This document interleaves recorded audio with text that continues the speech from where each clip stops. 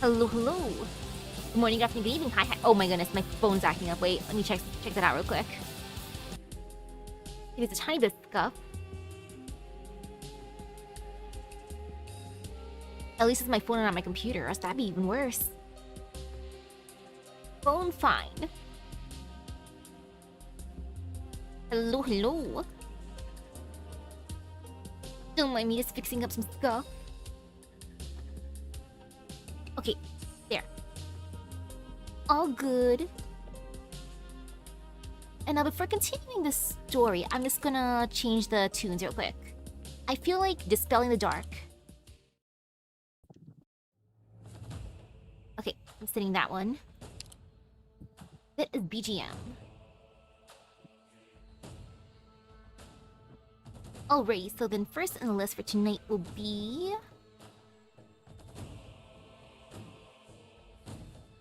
Storybook Ending 3. Oh, this is completely different. Okay. Hello, good day. Operator Record Keeper. Rhodes Island has received aid request. Requested by Operator Lazy. Elite Operator Radian will be assisting with this special operation. Good day. Pleasure to be working with you, Mr. Record Keeper and Miss Lazy. Doctor sent me and my squad to provide on communication, intelligence processing, and field operations. Miss Lazy has briefed me the nature of the Garden of Grotesqueries. I'll do my utmost to pave a way. Once again, my pleasure is to be working with you.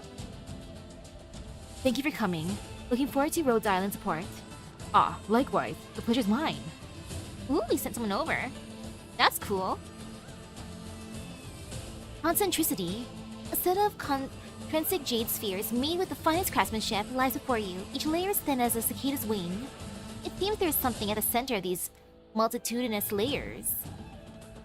Ask Radiant to scout ahead. With Radiant taking the lead, you cautiously explore the village. After learning of the villager's aggression, she tries to find a way to leave without causing conflict. However, while you're exploring, you're noticed by them. When on reconnaissance missions, Radiant will deploy lookouts to establish contact with the main force. There is no information that can escape her net. Oh shoot, it's not. Okay, let me try to fix that real quick. I guess it might have froze. Let me try getting that back up real quick. Okay. Hope it fixes things. Oh, just delayed. Okay. No fear, no pain. When on reconnaissance missions, Radiant will deploy lookouts to establish contact with the main force. There's no information that can escape her net. Carefully move the layers aside. With a jade hairpin, you tinker with the spheres for an exceedingly long time before you espy the wonder within. At its very heart lies a bead of crystal, wholly transparent. Within it is carved an entire village. You observe each and every minute detail, but once you lift your head, you realize you're now within it. Natural readout. Go on a hike. You'll be able to save a lot of time going this way. Even if there are Durans trying to barge past you, so long as you walk true and neither look forward nor back, there's nothing to worry about. The Garden of Grotesqueries contains examples of every scenic site you may see in Yan. So naturally, that includes a place as remote and rugged as this.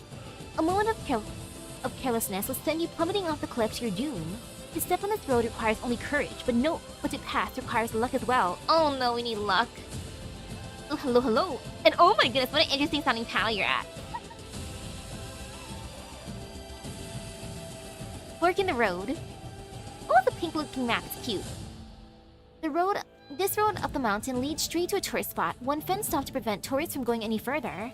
You see several paths heading beyond the fence. One is a bare and level dirt path, as if flattened by countless steps. One is a faint beast trail covered by vegetation. One seems to have been marked by crushing wheels.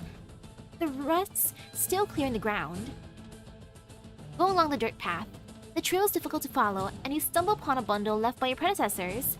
Atop is written, your name? Ooh. Shuddering in fear, you cautiously follow a chunk of the trail before discovering you return to the mountain road. Looking behind you, you notice several paths reconverging where you stand. How many yous have chosen a path that ultimately ended up here before continuing to walk onwards?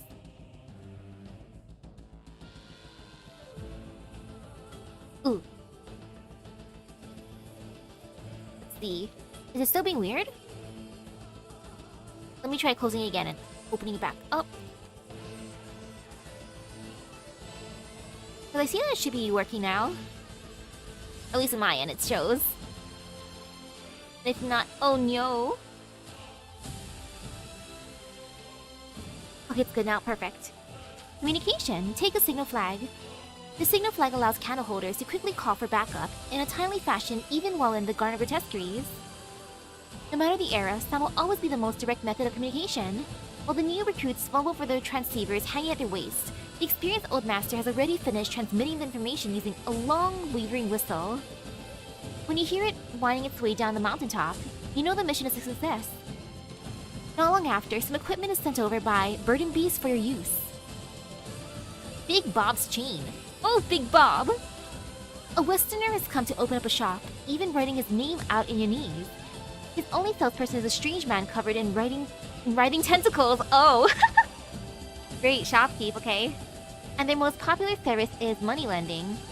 Ah, you can't get any more ridiculous than this. Of all the things, money lending. Okay. Borrow even more. You've heard this man named Cannot, and you're unsure why he has shed his usual miserly demeanor and become so generous.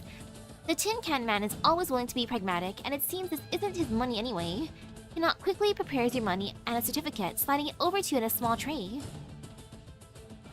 I want to see a Big Bob store. Big Bob certificate.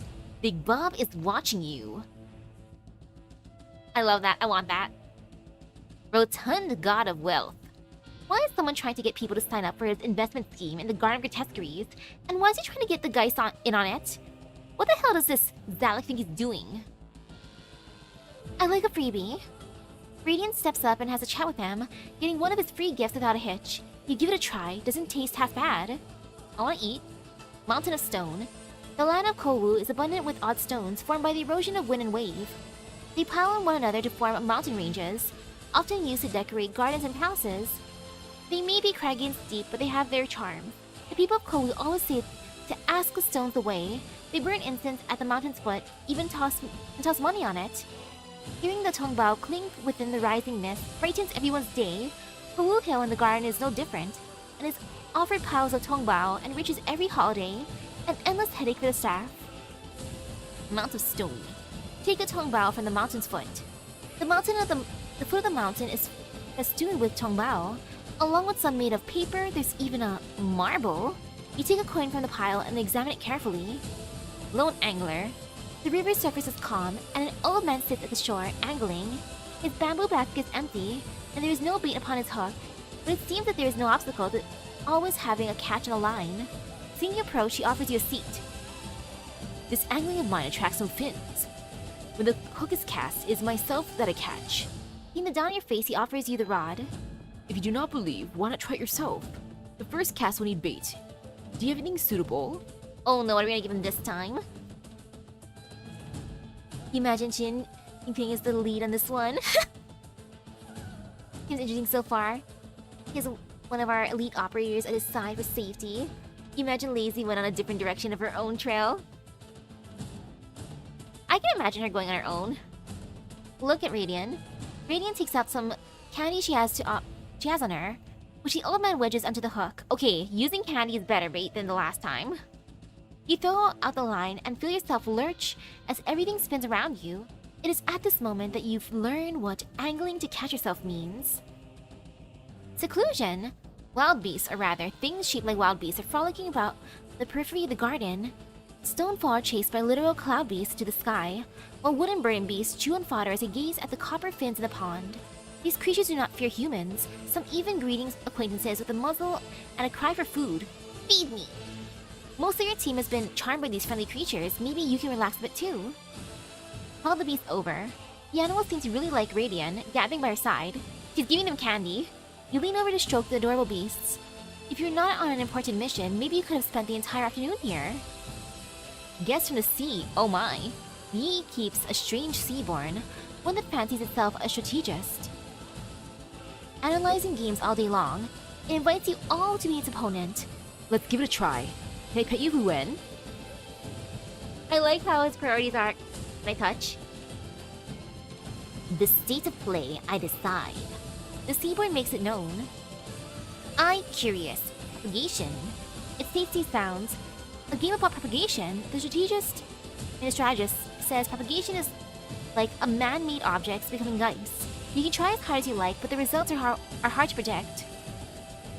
I advise we continue on our path. I understand your curiosity, but we should be cautious. It sees you refuse it, but it is not anger. Instead, shooting out a hard piece of chitin and wishing you fair travels. It is obviously copied this way of interacting with the people for me. Care for protection. Drink some water, praying for good luck. The water may be clear, but is extremely bitter.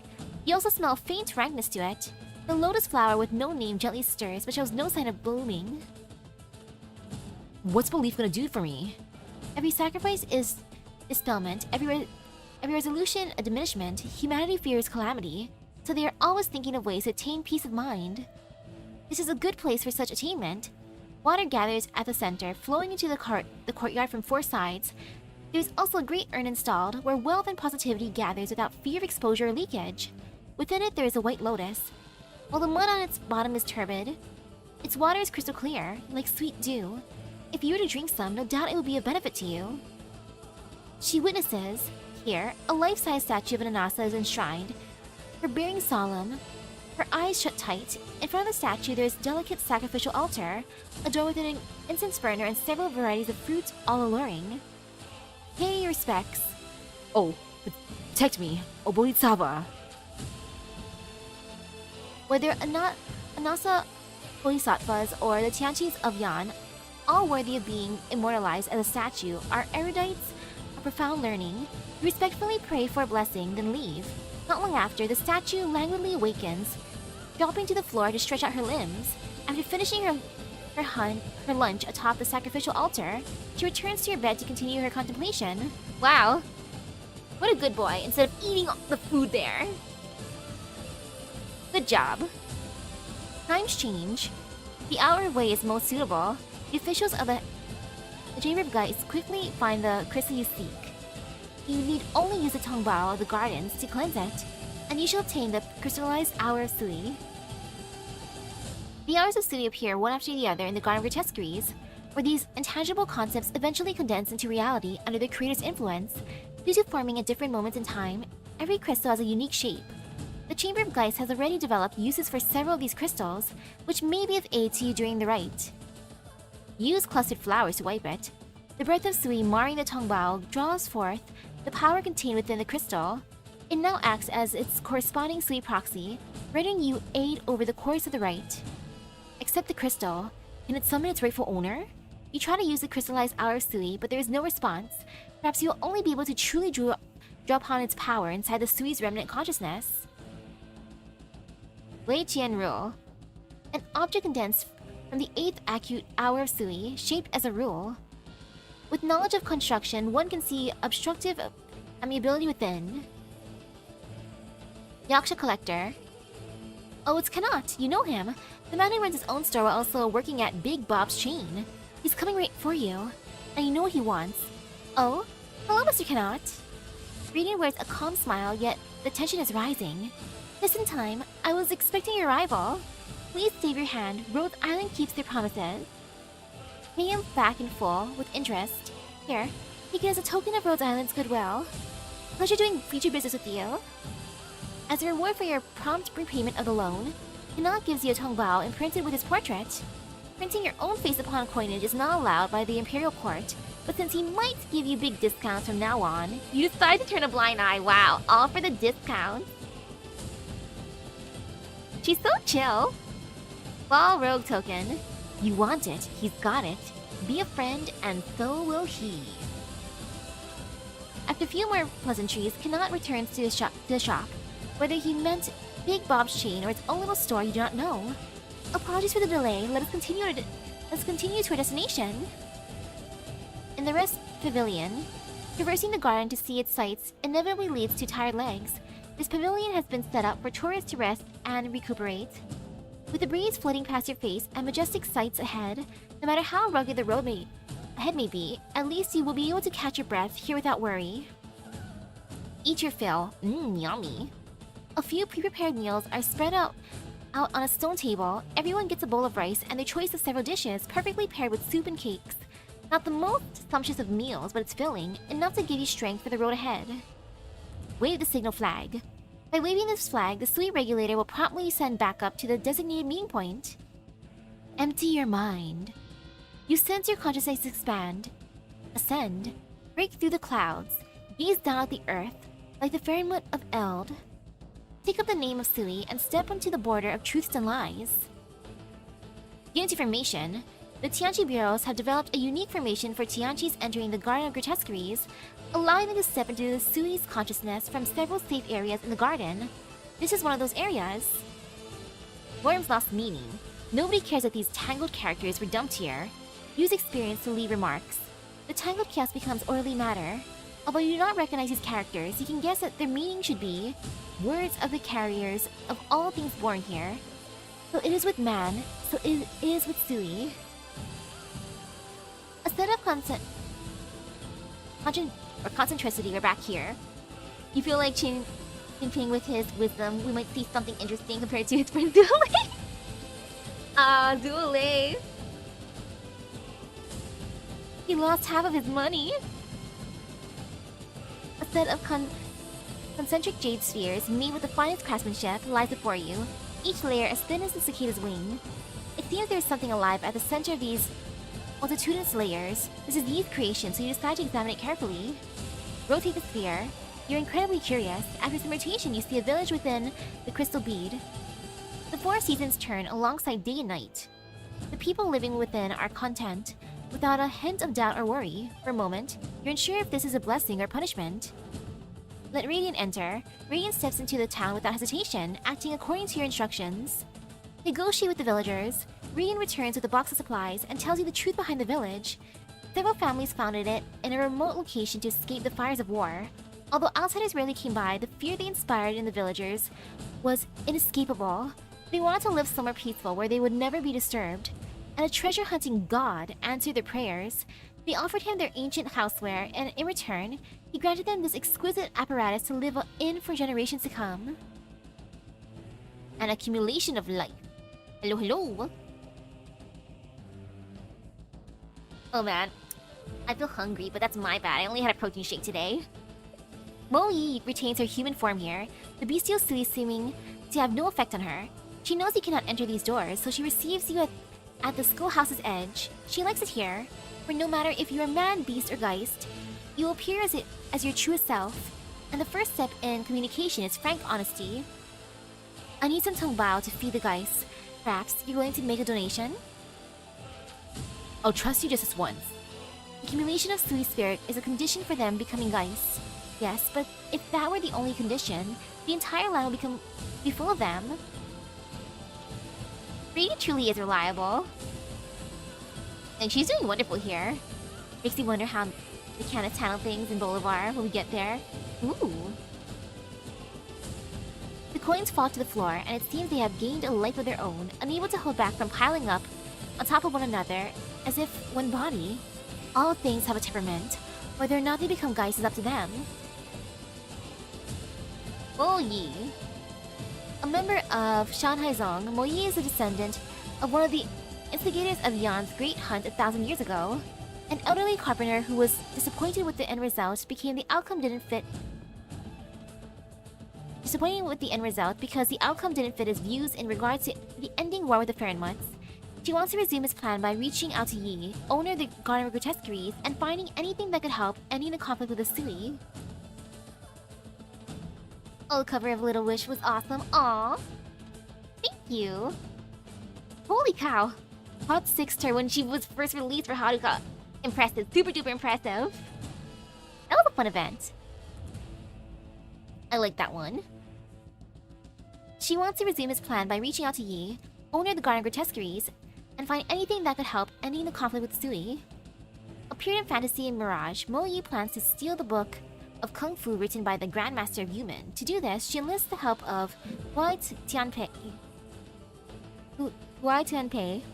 gaining his aid after promising him a chance to once again fight the Grandmaster of Yumen. The coins stir. Moyi takes out a length of string, and the coin dice smoothly slide onto it. I return these guys to the original master. I hope you raise them well.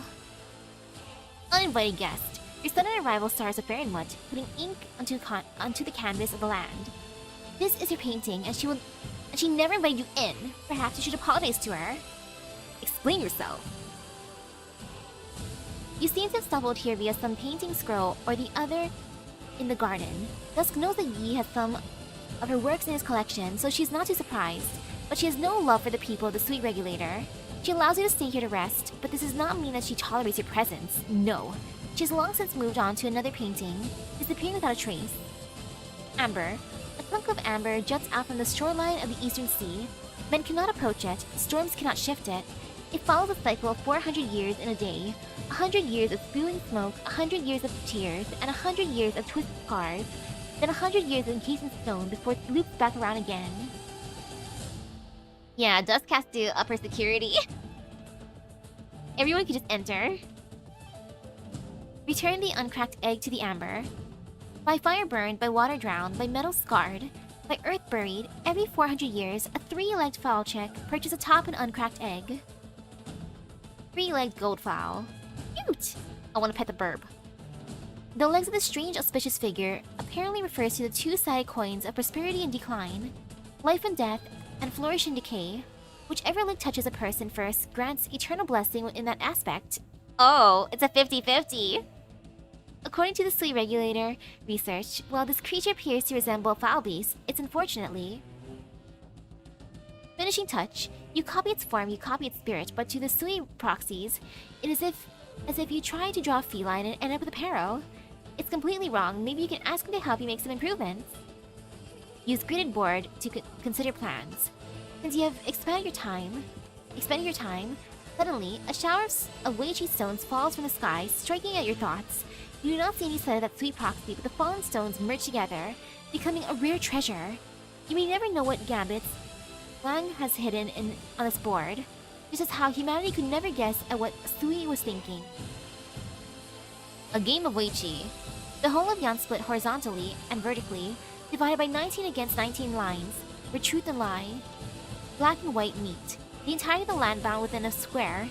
Before you arrived, viewer has been studying the board for quite a while via the elm butterfly. Unfortunately, she has only a passing understanding of Weiqi, so she's not seen the secrets of the board. You look at it, noticing the game has only just started. This is obviously one of the tricks Wang left in the garden, and the opponent he has chosen this time is you. And yeah, this time, someone who's actually fit to play against him. Flip the board! Okay, playing a game against the one who set up this mysterious game in the first place, without even thinking, you flip the board. It spins through the air, each revolution revealing the strategy against you. One that lives amongst the mountains but is still obsessed with the battle atop the board shall never become his successor. Only by playing a strange move will there be space for the next step. The board clatters to the ground, revealing another grid of lines, a set of movable type. In its center, a block type with the G and Y carved into it. That worked, huh? Okay. Yeah, that was some interesting wisdom. Then again, our boy has some interesting talents, alright, like bouncing on a walnut. That stands out so much. Take the board away. You decide to take the board and movable type, slowly playing a game with the player unseen. Unflinching master plan. A square piece of wood boasting a Weiqi board on the top and a movable type plate on the back, perfectly supporting one another. The type cannot be used, for a block with G and Y carved can be seen protruding, making it impossible for the flame to be pressed down. Meeting a friend. He is a sweet proxy, the master builder Yi, but he's also the Mr. Yi who has zero resistance to the allure of fine wares. You need only offer him something he fancies, and he shall be generous in return. Make a deal. Treasures have a natural irresistibility to them. Yi turns it in his hands many times before fetching a jewel-encrusted chest and tenderly placing it on a lining of silk. He turns his head and pulls out a treasure of his own, preferentially presenting it to you. Complex Yi lock. A Yi lock modified by its creator, now much more complicated. How the pieces lock in place no longer make much sense. However, grasp its secret and perhaps You understand Sui much better.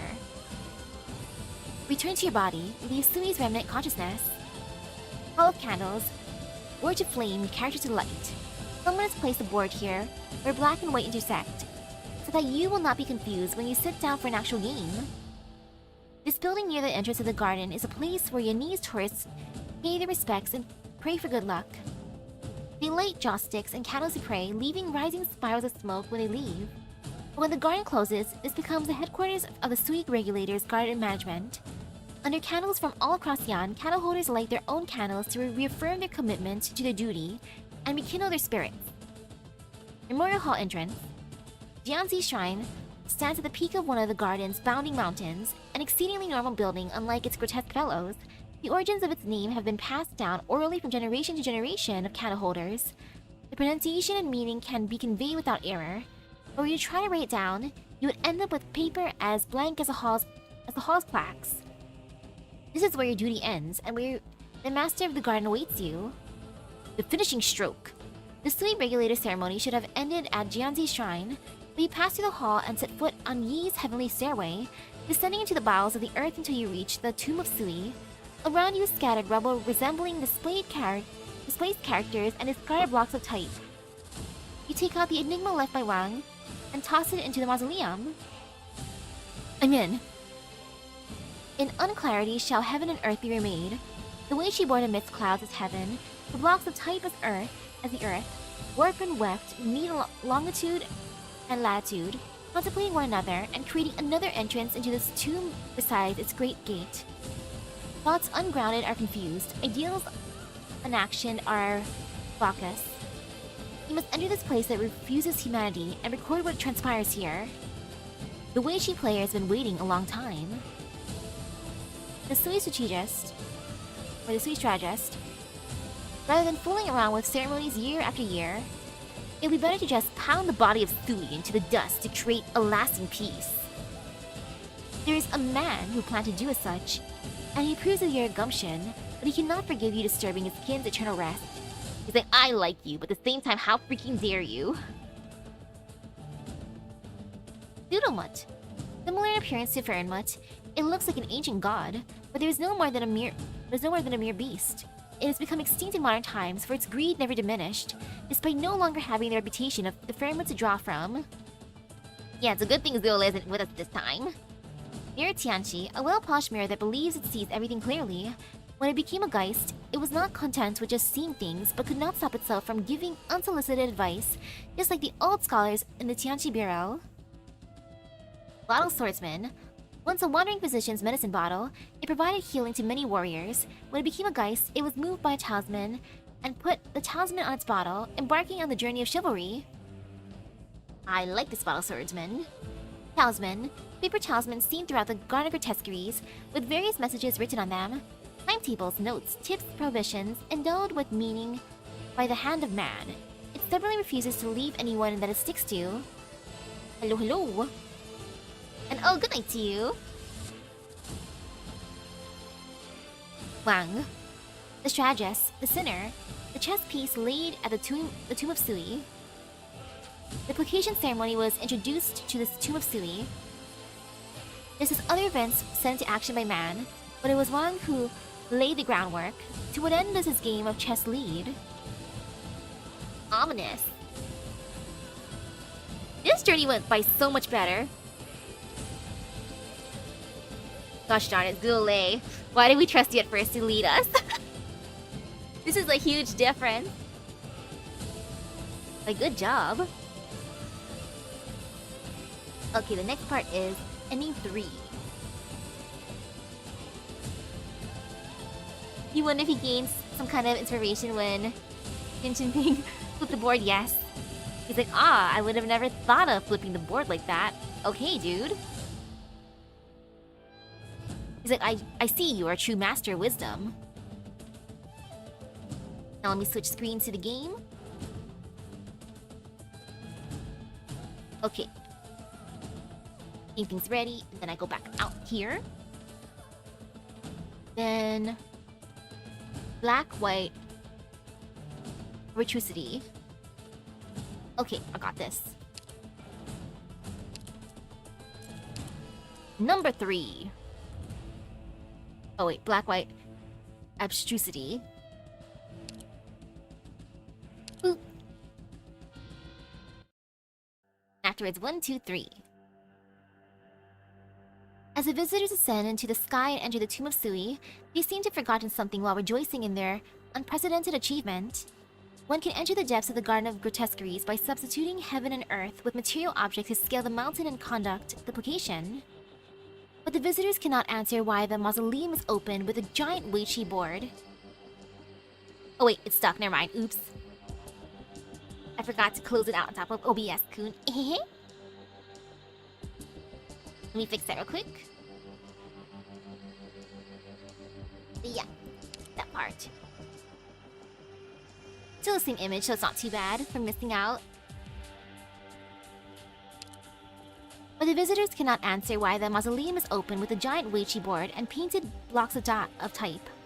Perhaps it is the recklessness and ignorance that angers the sweet proxy. And so, through every carefully calculated sword strike and thunderclap by the visitors, the proxy known for strategy nonetheless shakes up this false realm. Weiqi stones fall from the sky as type blocks rise in the ground as if to sandwich all beings in between to find dust. The moment heaven and earth coalesce, a science girl whisks the visitors away.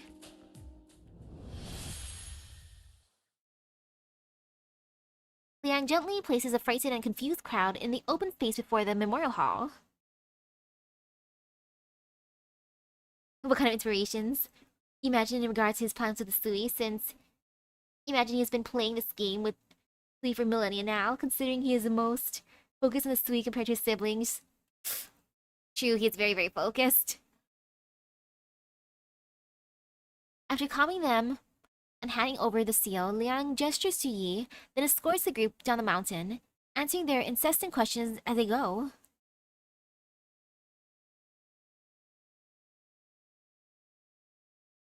Yi waits for the all-too-curious visitors to vanish from his sight before he looks towards the memorial hall. The guests have just left, but a rare guest has arrived.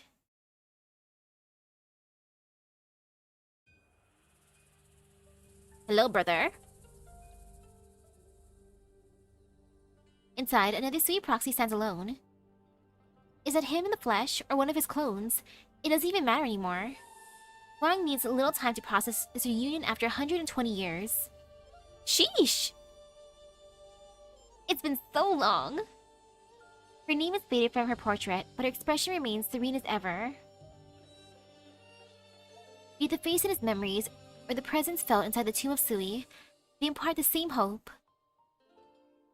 Educate and expound, her life's work to last for a millennium. She has always been brimming with expectations for this great land. Thank you, sister. This is Wang's first visit to the memorial hall. His first visit! Wow. After 120 years. Like, sheesh! In the past 120 years, he has been repeatedly chewing on his guilt, regret, and rancor. He eats everything that buried her here, himself included. I know, right? Good thing they dipped out. Or else, ooh. Yeah, Zulele would be bonked. He never dared to enter this place. Until today, when that group of hot-headed visitors spread out the Weiqi pieces and the characters before him. You believe they could bring her back. But why drive them away? I should have left them there to rot for their reckless behavior. But Wang does not speak, but there is no need for him to. This is the first time in all these years someone has brought back that ink stick from their boundless history.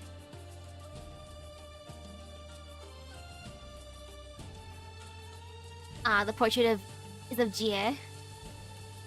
All he needs is to find a trace of ink within the fairymoon's memories. With ink, words can form and they can restore her. Can he hope for that? Should he believe in it? He extends his hand in an asking gesture.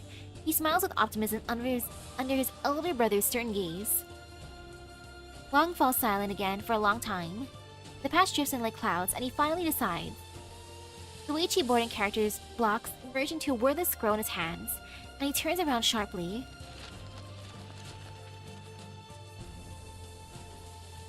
The empty scroll floats onto Wang's back like a pair of open arms.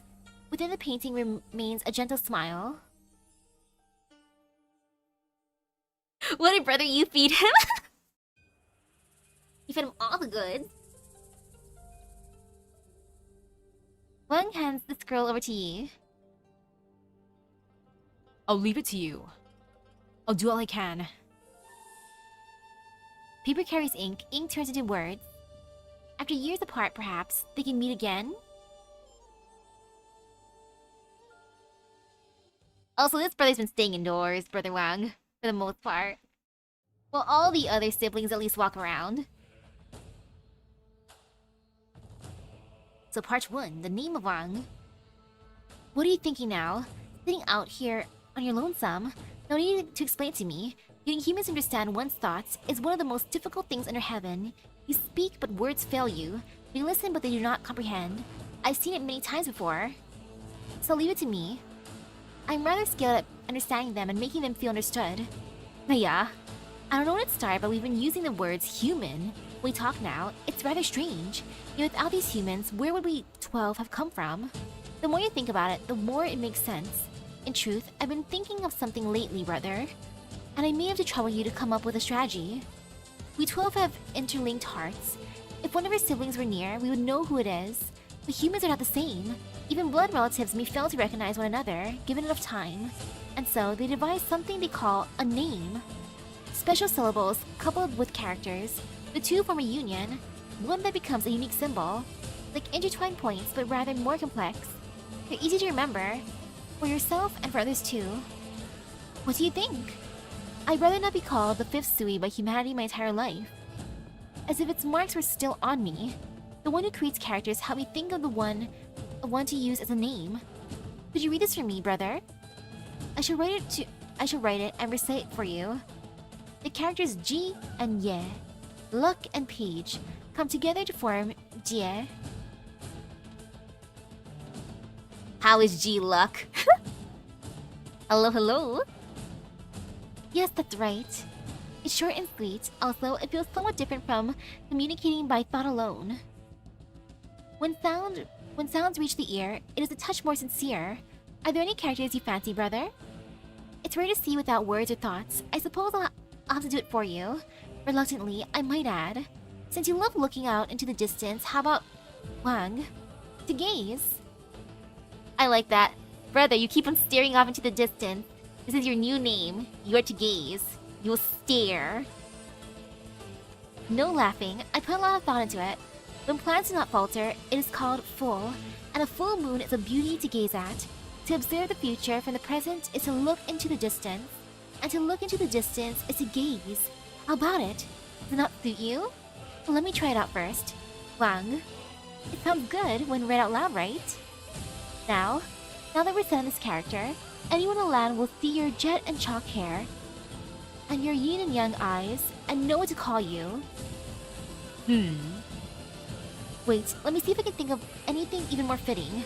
Choosing a name is not something to take lightly, just as how your strategies cannot succeed with only a single move on the board, right? You say my words have hidden meaning? I don't know what you mean. As it so happens, I brought along a human game today. A board of 19 lines against 19, with myriad variations. It's a good opportunity to see how your plans play out on a concrete object, brother. Choose black or white. Black. A move for every occasion, letting you win even when behind. Very much your style. I'll start then. She brought game to him. Sitting at the board, yet another loss, another 60 years. Yet another 60 years, as usual. Wang watches the old mandarin he had been playing Weichi with slowly get up and shuffle towards the brazier to warm his hands. The next game I leave to the Grand Tutor who comes after me. Are you resigning? Heh, duty and devotion until one's dying day. But after this cycle of 60, I fear will not have the strength to come to this temple to play this game with you. With every commoner in this land on the line, the court will select a suitable opponent for you. And as for me, The old Mandarin tends to the fire for a moment before returning to the board. There are many grand affairs under heaven. Matters pertaining to the bestial sui require a careful touch. Naturally, other concerns will require observation as well. Yan is vast, and your family is not the only thing we must worry about. But it's rare to have the time to chat. The Weiqi failure. Weiqi failure, ah yes, his new name. Or his nickname. Brother Wang, Weiqi failure. Hello, hello, I'm excited to finish the Garden of Grotesqueries. Anything you wish to speak of outside the official business? Oh, got after 70 pools, congratulations! Wang looks at the empty board in front of him. He reaches over to his opponent's bowl of stones, taking out a white stone and handing it to the Mandarin. Why you? Very well, a quick game. The Grand Tutor chooses white, Wang chooses black. Half an hour later, the Yanese minister places a white stone onto the board and departs to the ancient temple that acts as Wang's prison. His face relaxed. And yeah, he came home easily for me, but Jan took a while. I forget how many pulls it took for her. She took everything, all I know is that. Like, gosh darn it, girl. Is it because I keep on using your summer self? She's like, oh gosh, I saw what you do to my summer self. Nah. After the Grand Tutor leaves, Wang does not tidy the board, but rather sets it aside, stones and all. Nope, I've not touched the stages yet. He takes an empty board and recreates the game of heaven and earth he just lost, move by move, until he validates his theory. Some of the tactics that arose were completely different from the ones the Grand Tutor usually employed. The Weiqi has always been a game of 2 players, so where did these novel tactics spring from? I wonder what it's like playing Weiqi. Besides, the scheme of Yan's domain as a board, and the land's every commoner as a pieces, not as simple as a game of black and white stones within a square. The Grand Tutor is certainly unaware of this. After having played against him for decades, Wang knows everything about the man. If he does not know, it is likely the court of Yan is not intervening either. If the one behind this is the Grand Tutor's successor, the result should be clear in the next game. If not, Wang deliberates, then begins to plot. Plot. Oh, the web event lets you play Weiqi? Legit? Oh! The black stones strike, making their moves before settling into place. This cycle of 60 years, win or lose, 181 black stones shall be laid out, with only one goal in mind. He will force white out onto the board. We continue. 2 Weiqi players are having a game in the pavilion. The black-clad player as black, and the player in the white robe as white. The game has reached its midpoint, and the black-clad man calculates his next move. If he were his former self, he would have made his move long ago, but now... What say you, Mr. Wang? Wang continues to ponder the changes atop the board. Ever since the bestial sui matter has been settled, he and his siblings have lost their powers. His cunning plans are scattered, and he's no longer able to calculate past, present, and future like he used to. The exhaustion and pain after overthinking oft remind him that he is now a mere mortal. He has to use his brain even more now. Wang places his stone. It is now the white-robed youth's turn to ponder, giving Wang the chance to relax. He's surprised by this unfamiliar feeling. Was it a fluke, or has he become complacent? He cannot say for sure. Soon doubt winds its way around his heart once more. His opponent places his stone in a place he did not consider, and so begins another round of endless deliberation by him. Things have changed. He can no longer reckon the millions and billions of variations of the board with a single glance, but this game is one he must win. He must obtain that scroll, one devoid of ink and paint. 2 hours ago, Wang saw the scroll in a gallery. It boasted no calligraphy or painting, but everyone who saw it said that they could see an indistinct likeness of somebody on its blank face. The moment Wang stepped forward to buy it, another did so as well to inquire the price. The 2 had come forward at the same time, and neither was willing to acquiesce. So he moved to the pavilion in the gallery's rear court to wager it all on the game of Weiqi. Oh gosh! Okay, winner takes all. By the time they enter the endgame, the sun is about to set. The proprietor of the gallery gives them lamps, stepping forward to peer at what are to be the deciding moves of the game. But the one who was about to place his stone does not move, confusing even the proprietor. Just as he's about to head off, Wang stretches out a hand to his opponent. I thank you for your grace. The white-robed youth wipes the sweat off his brow, placing a stone down on the board before grasping Wang's hand in both of his. You're both evenly matched. Going to keep the game going? No need. I'm sure Mr. Wang here is like me. After running all the calculations, we both know how it will end, right? Wang nods. Then my scroll! The white-robed youth takes a scroll from the proprietor, then solemnly presents it to Wang. Wang frowns, unsure what plans are brewing in the opponent's mind. His opponent's mind. Our battle over the scroll earlier was simply because I saw you were a man who knew Wei Qi, sir. So I came up with this pretense to have a chance to play. If I've offended you, then I beg your forgiveness. I like how the guy in white is just like, oh, he's just like me, for real, I need to play him. Okay, so he wants to buy the scroll. I don't really want it, but I want to play him, so I'm also gonna bet for it. So that way I can make him play me. Ehehehe.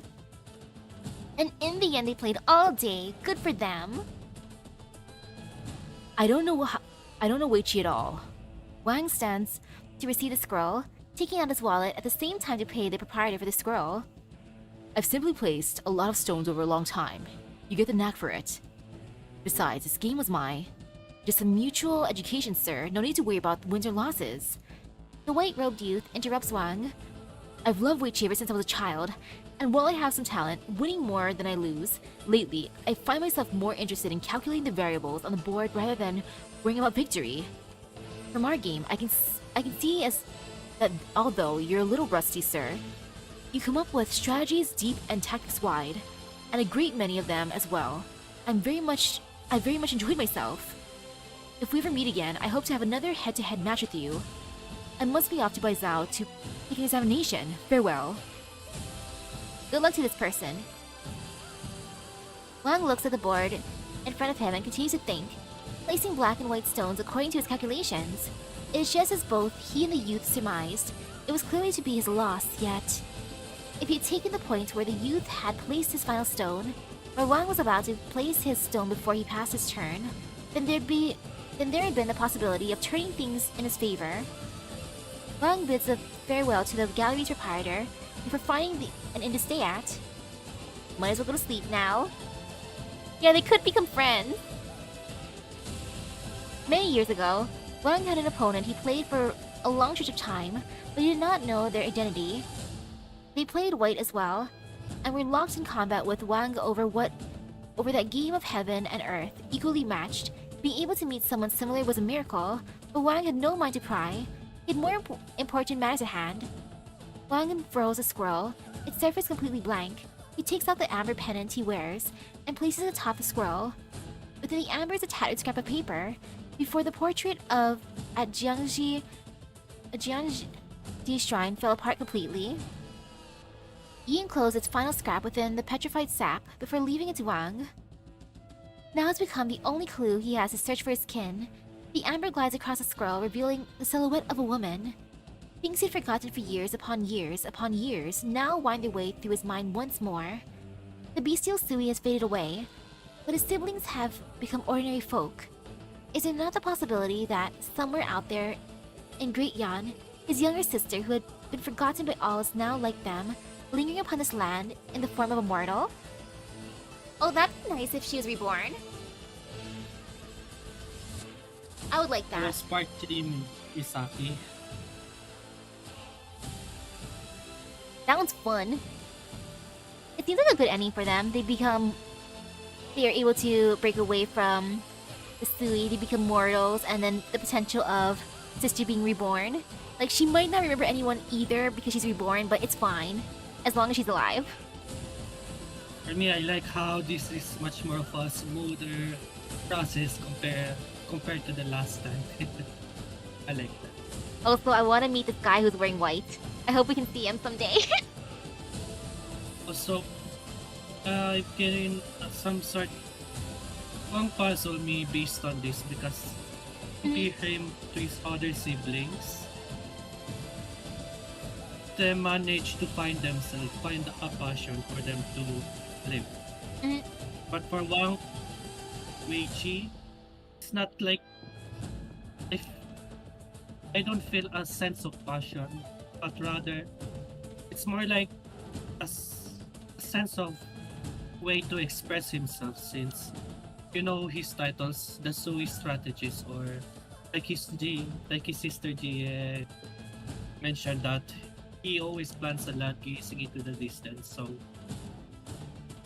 compared to his siblings, I think this Board of Witchy is just way of expressing compared to an actual passion to immerse of himself with. Yeah, he doesn't seem happy playing it, but it helps him think things through. Sometimes you need, like, a little visual.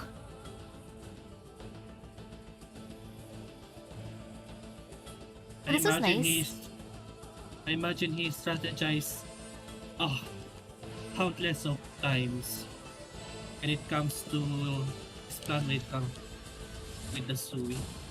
I imagine this is not the first time considering he feels quite the build over GA, meaning he might have failed quite badly. True, but at least for this one, it shows that there's some hope. Some. So what is your read on other one based on that little comments? For him, I like how determined he is.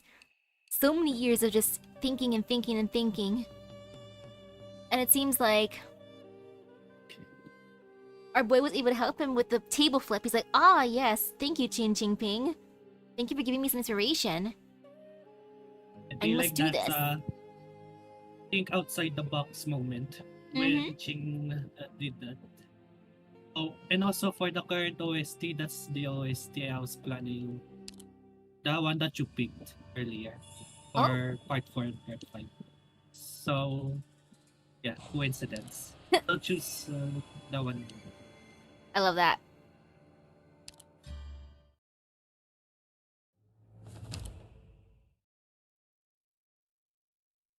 I think it was Dispelling the Dark.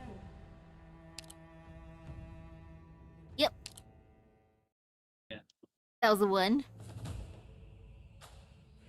Yeah, that's the OST for the remainder of the story. It fits. It sets the mood. Yeah, it's a really cool sounding one.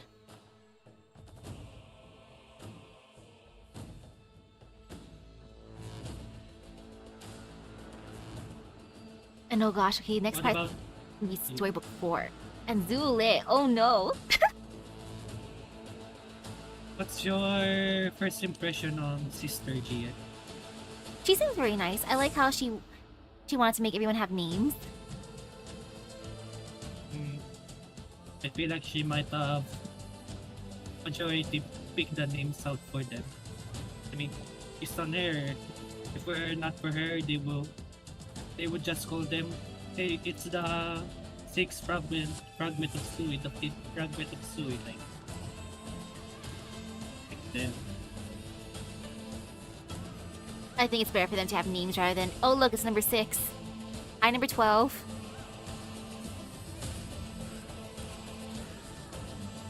So she has a good idea. It makes me wonder how everyone else got their names.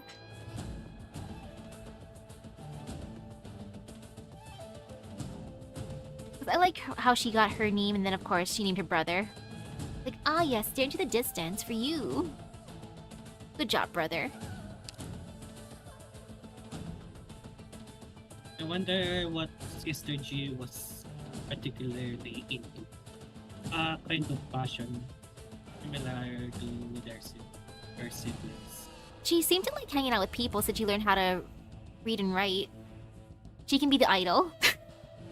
Everyone's idol. Maybe she also writes books. Hello, hello. Oh yeah, since she did bring Wei Chi to Brother Wang, she could also be a gamer. She's the ultimate gamer idol. Oh man, I hope we see the sister someday. Come on, Sister Jie.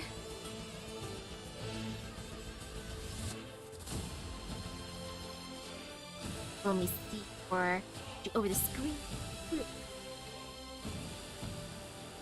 Hopefully it doesn't end up accidentally freezing the Discord. Change. And now we fix that OBS side.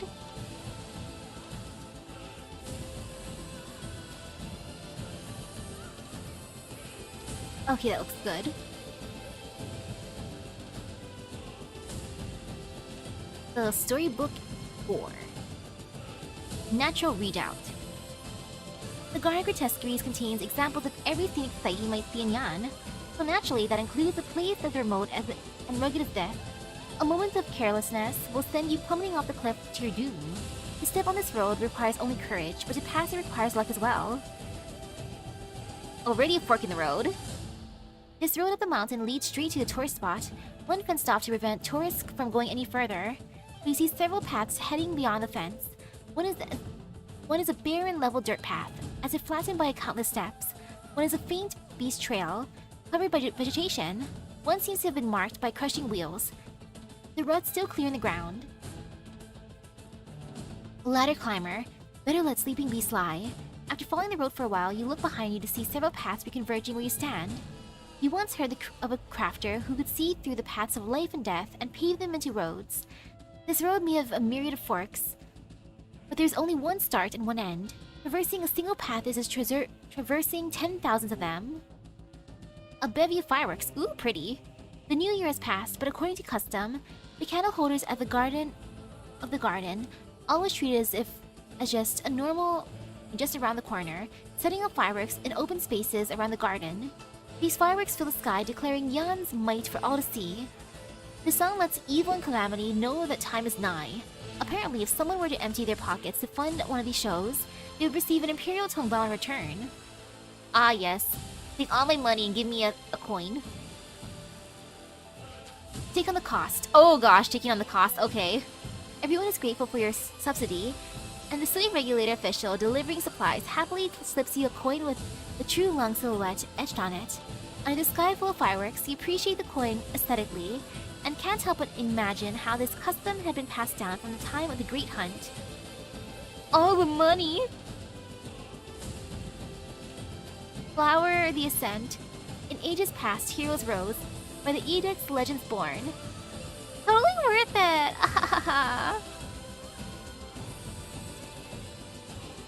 Suppressing the earth. Anti-lazy will be more rational for ingots with prettier knees. One can see wooden pillars shaped like nails or rules all across the garden, green of all color. Their influence can be seen in their monochrome surroundings.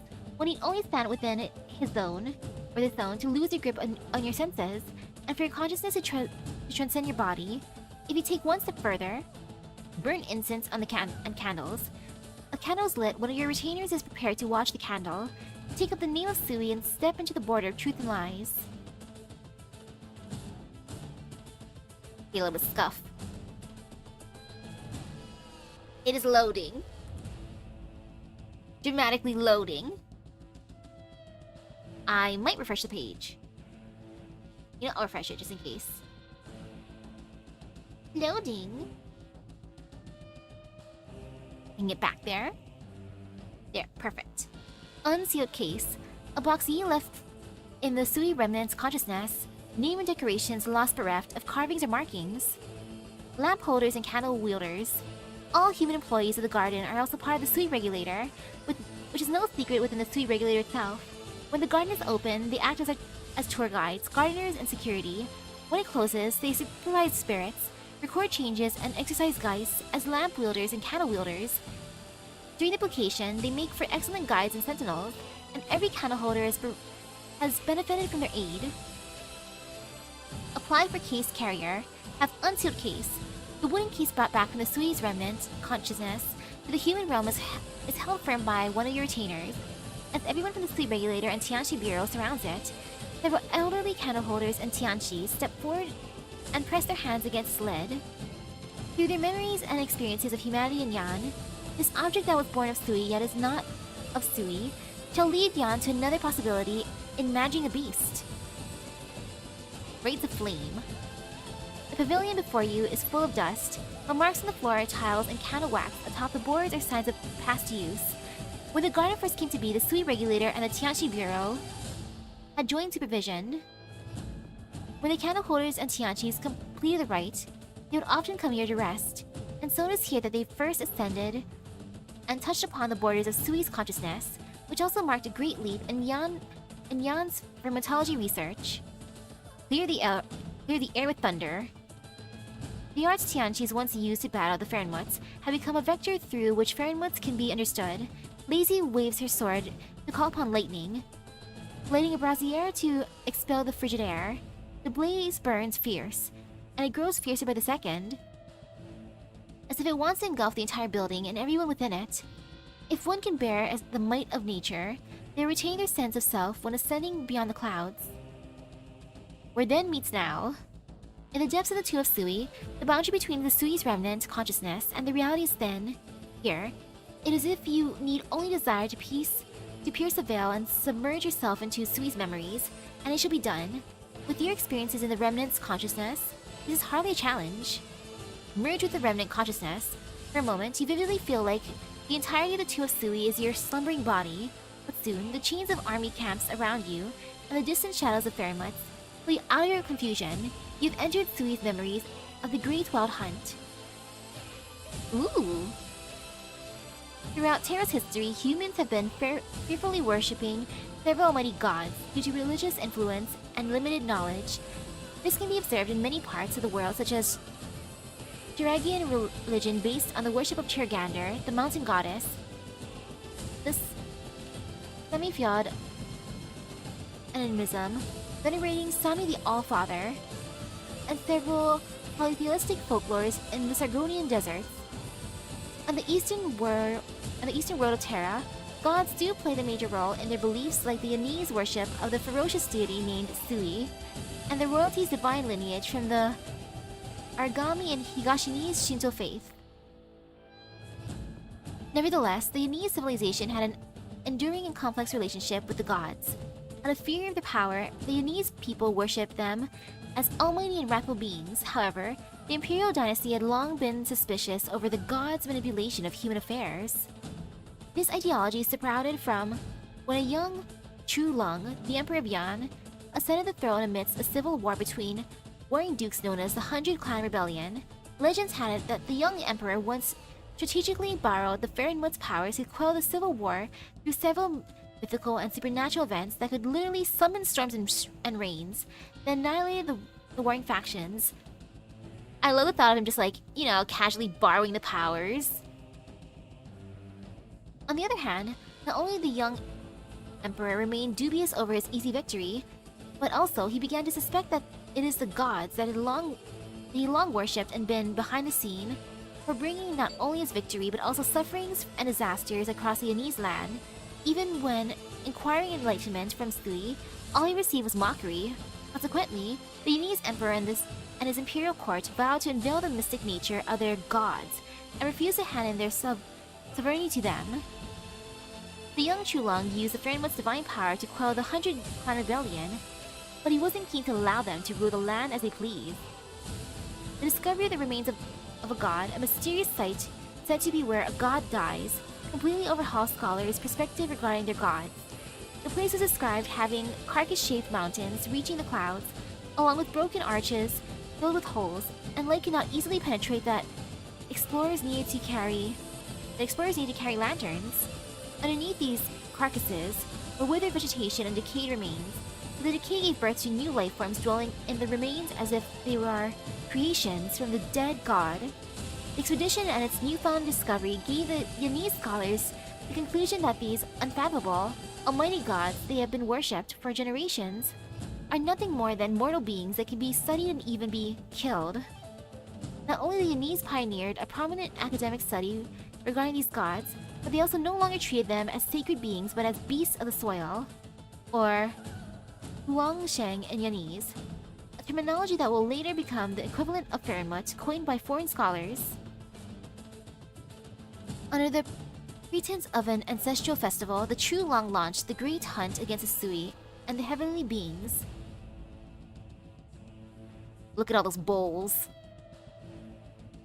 For the subsequent generations, the Yanese dynasty summoned talented scholars and priests who would further unveil the Fahrenheit's true nature.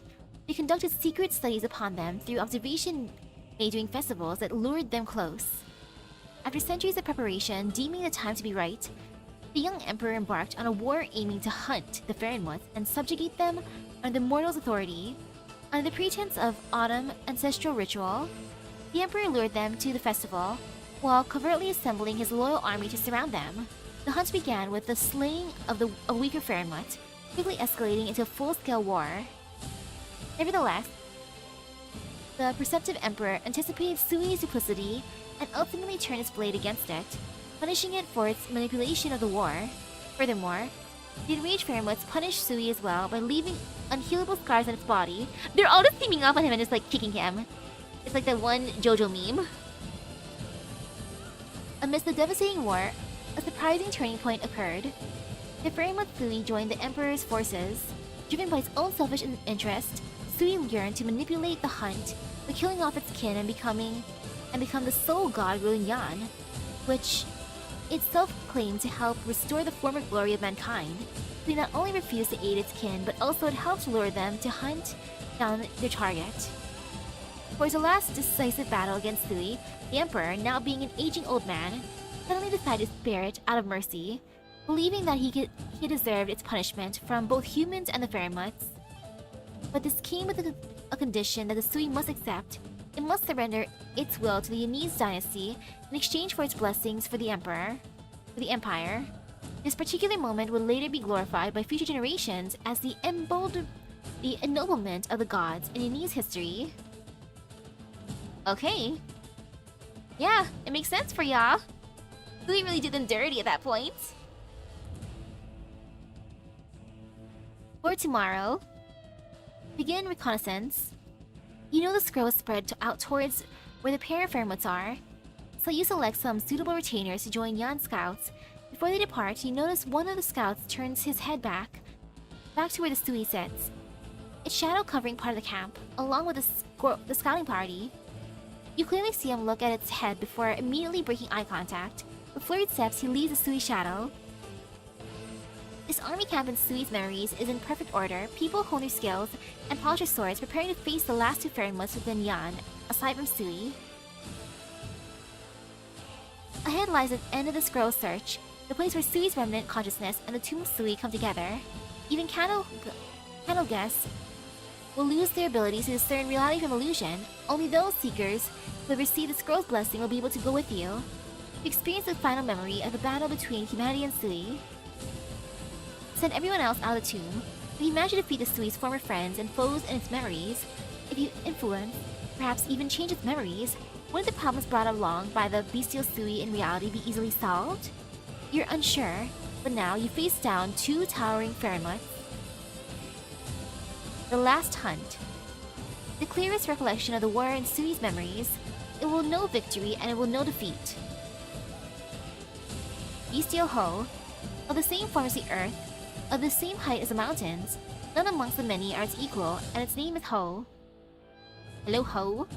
Bestial Jew, bring unity and order, halt conflict, and quell disaster. It is upright and unyielding, and its name is Jew. Oh gosh. Fighting the Fahrenheits. The scary one seems to be Ho. After having witnessed a facet of the great wild hunt within the Sui's consciousness, a wordless scroll leaves a shallow blot of ink. From this, it can turn to words, to books, to teachings, to people. The great hunt succeeded in subjugating the Fahrenheits, elevating Yan as one of the few Terran nations that challenged the gods, a feat that most other civilizations would not dare to, which would consequently subvert the people's religious belief. The victory of mankind cemented their mandate of heaven, by their own without the fear of tribulations from the deities. Those deities who dared to stand against the Emperor were either brutally slain or banished from the Empire forever. To celebrate victory, the Yanese lunisolar calendar demarcates this day as the eve of the Yanese Spring Festival, or Chushin Yanese. Folk history narrates that the origin of Yanese fireworks could be related with the aftermath of the Great Hunt, in which common folk would dispatch them to expel any Fahrenheit attempting to return. This eventually forms into a collective folk memory across Yan, even in unaffected regions, such as the more humid southwestern region where the Liangjiang flows into the ocean. Not awarding of its history, foreign scholars presume that the shared memory is more so caused by human migration as well as cultural assimilation of surrounding regions of Yan in later history. Sui, the main subject of the Great Hunt in particular, was condemned to imprisonment on the Emperor's order, now being coined a derogatory term, the Bestial Sui. It is concealed inside its underground mausoleum, the Tomb of Sui.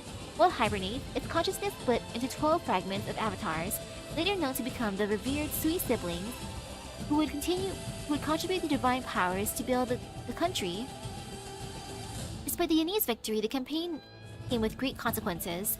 The war was so devastating and out of control that it was exaggerated as rivers being stained crimson by blood of the million dead gods, and the mountains crumbled under the relentless assault of the mortal force. Countless innocent lives are lost, and the Yanese army suffered severe casualties, with 3/10 of its forces obliterated. On the other hand, the Yanese dynasty remained suspicious over Sui's avatars and keep high alert over their activities, fearing that their unification back to Sui's consciousness would trigger its revival, who would take revenge on Yan's betrayal. Oh, you tried using CL? Ooh! Well, she's really good surviving attacks, but she doesn't deal enough damage. Aw! No, she got this. She will outlive everything. It's okay, you're playing the long game. You will win against Aquamarine. I believe. Should be fine. On the other hand, the Yanese dynasty remains suspicious over the Sui's avatars and keeps high alert over their activities, fearing that their unification back to Sui's consciousness would trigger its revival, would take revenge on Yan's betrayal.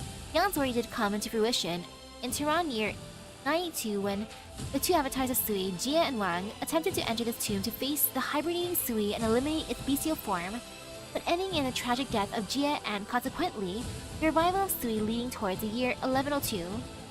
Moreover, the northern regions of Yan fell into demonic corruption due to the northern collapsals. The collapsals. Its origin was ironically the Yanese military's futile attempt to enhance their fragments in an attempt to weaken Sui during the battle. How did that happen? The failed attempt forced Yan to build heavy fortifications to guard against further psychic pollution. The heck? Ooh, Thiel's region negates the damage from Aquamarie's NP, so she automatically gains them back from the health lost, maybe even a bit more. Ooh, that's super good! The war also further drove Fahrenwatts towards the brinks of extinction due to the severe casualties, and they have since been staying away from humans' affair by hibernating somewhere in uninhabited regions. Oh, the battles. Oh man, though. Freaking Sui playing both sides. So funny. Like, that is the biggest oof. So hey, without that happening, we wouldn't have our wonderful sibling, so I'm glad it happened in the end. But wow, Emperor, being like, you know what? You deserve to be bonked, but you can live. You're cool with me. Like, thanks, Emperor. And now for Zule. You can see the early time of the Sui siblings. Yan is vigilant, considering it's also the first time a phenomenon of Fairmouth splitting his consciousness true. They're like, what is this, and why did it split into so many forms? There's so many different ones, and they're all so different. Remembrance of the peaks. A generation's answer for a generation. The mountain conquered with blood. According to the scholar's deductions, a wounded Fairmont is currently hiding within the barren hills. Firstly, to conceal itself. Secondly, it may have already discovered the grand installations that were to be used against it, such as the repeating crossbows on the great wooden burden beast. Could not be deployed on such rugged terrain. Mankind would thus be forced to pay a much greater price to get rid of it. The Fairmont more or less understands how mankind thinks, knowing they would not choose this site to wage war.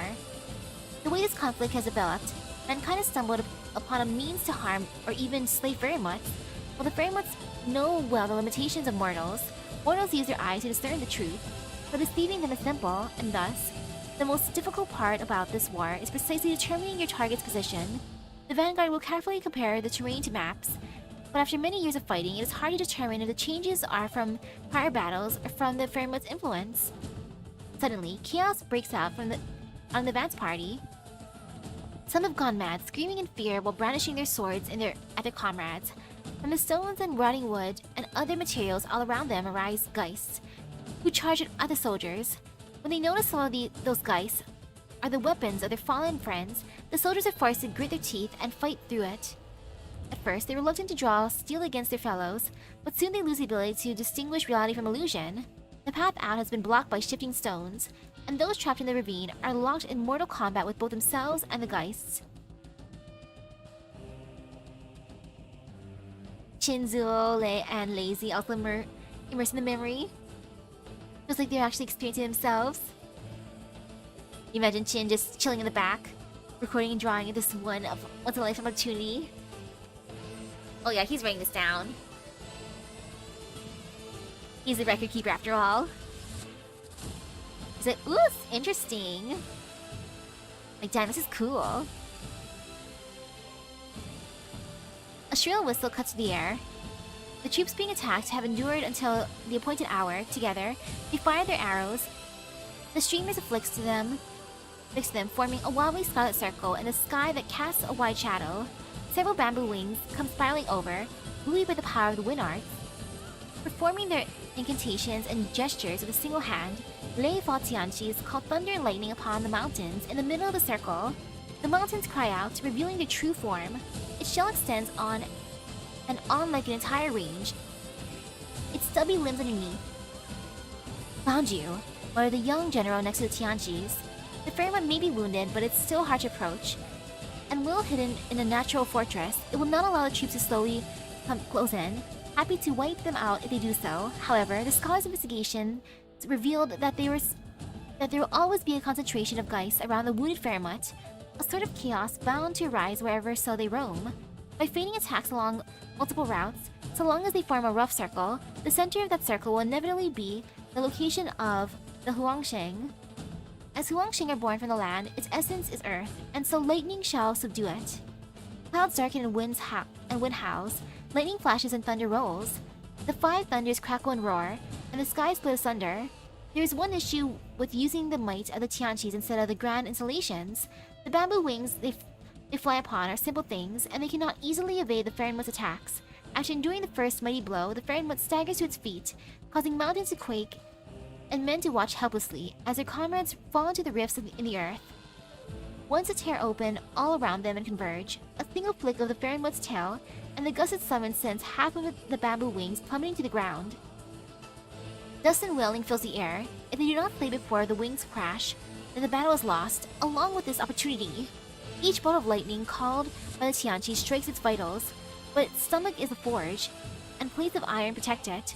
Floaters on the ground crawl atop crushed boulders to attempt firing crossbow bolts with rope attached to subdue it, but they are far weaker than their giant cousins, and soon all the ropes are snapped. There must be a way to have an exposed weak point, at least just for a second. I shall take to the field. A young general calmly takes hold of the waiting beast kite. This part of the strategy nobody objected to. He downs some pills prepared earlier, then launches the beast kite, evading the Fairmont's sweeping tail. From atop the bamboo wing, he leaps down, landing atop its back. The pills gradually take effect as he lands. He loses grasp of his senses. His ears do not hear, his nose does not smell. With senseless sense, there is no truth or falsity, no distinction between form and image. He also loses grasp of his thoughts. With thoughtless thought, there is no link between cause and effect, no chain stopping him from coming and going as he pleases. Okay. Interesting. Yeah. Well, that's gonna be a thing. No thoughts, head empty. The true strategy.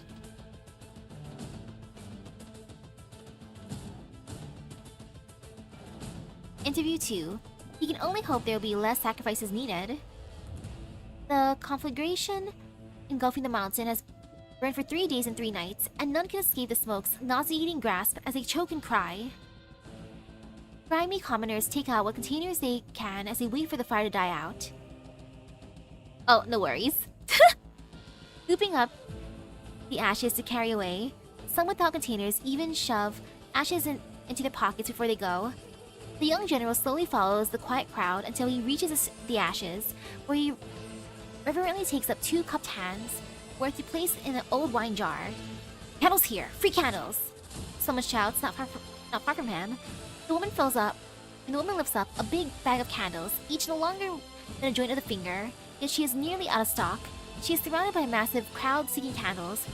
The young general parts the crowd and asks with a doubtful voice, "Has there been no meat here these past few months?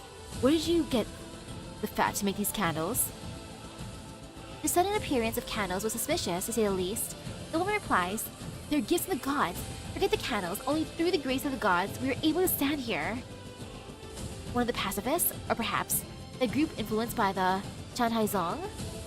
Seeing more and more people join the crowd, the woman points a finger out to the vast stretches of the ruins behind her and addresses the crowd once more. "Look, my friends, we the people of Yan have always put our dead to rest with care. But now we have no choice but to let our parents, children, husbands, and wives lie out there to rot. The nobles and mandarins say that they will spread sickness, so they set them alight." The young general orders her to shut up, but she hides herself in the crowd, shoving people aside as she shouts even louder. "You are you. That's the only bowl you own, right? But do you even know do you even know whose ashes are in it? Don't you hate them? Don't you care how things became this way? Why you weren't able to live a peaceful life with your loved ones? It's all because of this great hunt, this arrogant hunt." She continues hiding as she speaks, but the young general has drawn his sword. He leaps over the crowd with his chingong, heading straight for her. The angry mob crowds around him, shouting one after another, "Let her speak, coward! Kill us off if you think you're man enough. What reason do you have to pull out a sword?" The young general is jostled and pulled about by the crowd, while amidst the chaos, the woman's shrill voice resounds above. "Look at the price we had to pay. Can you still bear it? Can your hose and shovel still?" He sees only a sliver of dim light, as if the ferryman's eyes are burning with rage after finding its attacks ineffective. After his agile, graceful landing, his muscle memory lights a fuse, running a trail of explosive powder along the mountain range, ensuring it falls into the gaps under the ferryman's armor. It is a wonder how, from relation to execution, he's never once hesitated in carrying out the plan. At this very moment, all that occupies his mind are gentle sights. His father giving him a rare smile of approval, his mother making him local snacks, worried he might be homesick, the flaming beacons atop the city walls, sweet and sour fruit of buckthorn. Boom! A peal of thunder echoes as the ferryman's flesh is blasted apart, striking its vitals. It writhes in pain before finally being buried under crumbling mountains. It is still across the battlefield. The bamboo wing that rescued the young general dashes against a rock. A Tianchi with a face covered in blood, cursing that foolhardy plan while shoving an antidote in the plan maker's mouth. Yet another victory brought with the sacrifice of countless lives. For whatever reason, the cheers of the victorious troops die out. They pull what few survivors they find from the rubble and, leaning against one another, head on home. They just head home afterwards. They're like, "We're done here. Bye everyone, we're clocking out." Her last few words are cut off by the blade of cold steel piercing her chest. The young general's hand trembles with rage. "No matter. My candles haven't passed out." The woman is mad, cackling in her final moments. The crowd also goes mad as they weep, question, or harangue him in anger. He bears their blows, shouting, "Do not forget how difficult it is to find a land barely touched by the catastrophe. If I were you, I would burn our candles. We the people of Yan have slain our gods. We have nobody to rely on but ourselves." After breaking away from the crowd, the young general's face is covered in bruises and exhaustion. According to martial law, these people should be put to death, but his blade should be pointed towards the Fairmonts, not them. He looks all across the road, but sees no young men and women, only the elderly and handful of children. Collapsed homes dot the wilds. A shrine to Sui built by the locals stands tall, but the only offerings it has received are a few stones. Yo, stones are a good offering! I have a brother who really, really loves stones, or at least stones with history. This was the price the woman spoke of. As the war progresses, The people become unsure if they will even meet again the next day, granting them peace of mind. The young general lets out a bitter laugh. With these sorrowful thoughts clutched into his chest, the young general returns to the war camp. Night falls, and his second in command urgently knocks upon his door, finger pointed towards the houses, which all of a sudden glimmer with specks of light like stars. An enemy raid? Janai-zong? Pacifists? Or bandits? We sent people to ask questions, but they said it was them taking a stand. The lieutenant. The young general's eyes widen slightly as he recalls the words he said earlier that day. Some of the commoners had lit those precious candles of theirs, sending them out on the street. The lights start from the cemetery in the north before slowly spreading out across the entire area. The young general now remembers what he saw earlier that day. Young children bereft of guardians, playing about in the ashes and mud of the battlefield, laughing as they did. Collapsed homes are rebuilt by elderly folk working together. In response to the damages caused by the Great Wild Hunt, they have ingeniously designed homes that collapse easily, but are brought back up just as easily. The temple to the Sui still stands, but it was built long ago, and the stones offered gather dust. Now, the land in front of it is used to dry clothes, where they can bask in the light of the rising sun. The young general, lost in thought, looks out of the candle flames. As they extend their reach, he can only hope there will be less sacrifices needed in the future, and less still after that. The true Lung dynasty and their line, I just say, they're the most capable emperor and ruler, the most of a majority of the true Lung. To the one this great hunt current year doesn't have an ounce of conquest, but only focusing on their respective land. Interview 3. The tribulation of yesterday is the answer of today. The young general has led his troops to this place. A pool of stagnant water above, nestled between quiet peaks. Yan's former god is near death, no different from its kin. It is lost, yet it's seen through its ruse to foment war. Dispelled its conspiracy to take advantage of all parties involved being distracted, and shattered its plot to establish itself as its land's one and only god. Now all that awaited it was Yan's judgment. The young general draws his sword, pointing it toward a massive, ancient eye. If you bow your head and pledge eternal, unending loyalty to Yan, then in consideration for your past meritorious deeds. Ha ha ha. The laughter arising from beneath the peaks is rife with madness. As if a cold fog is swept across the battlefield, bathed in blood. The pool ripples and the dust spills from the peaks in endless streams. Why do you laugh? I laugh at myself. I believe myself the mastermind. But now it's come to this. I also laugh at you, as arrogant as I was. You claim time and again to stand united against a common enemy, but in truth, even with the mighty enemy before you, you still have your blades at each other's throats, happily killing your own kind. Those deaths outnumber battlefield casualties more than 100-fold. You speak of treachery and cunning, barbarism and brutality, but it's you mortals who have mastered those traits, not we. Admit it. It is your nature. Once this hunt ends, lacking some foe from without, you will start slaughtering one another until none are left. I had not seen clearly before, but now I understand. I am eager to see you all tear yourselves to pieces.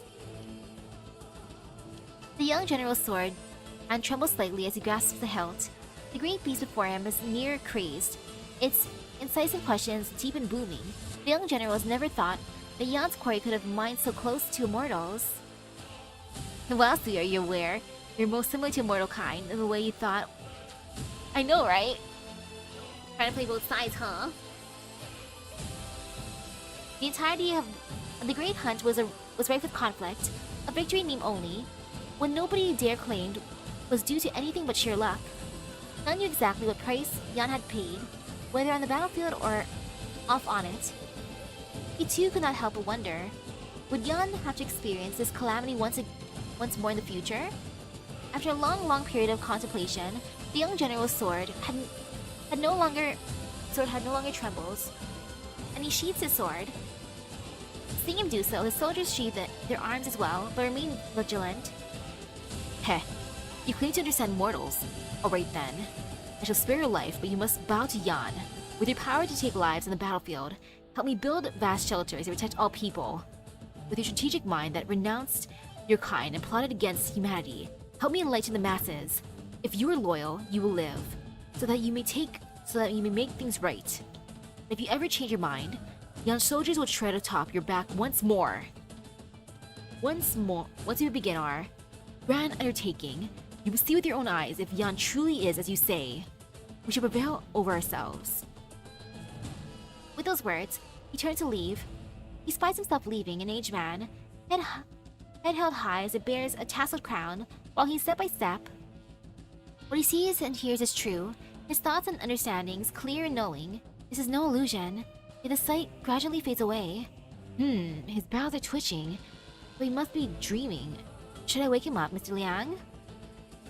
Should you really be using electricity to awaken Zule? Tianqilin? I don't think we should shock him. No need. Rest on stone, be thy dreams. When the hardest doubts, they'll enter one's dreams. Once things are settled in dream, will naturally awaken. Not long has passed, so give him time. By the look of things, he should be up soon. Aw, I guess they weren't there.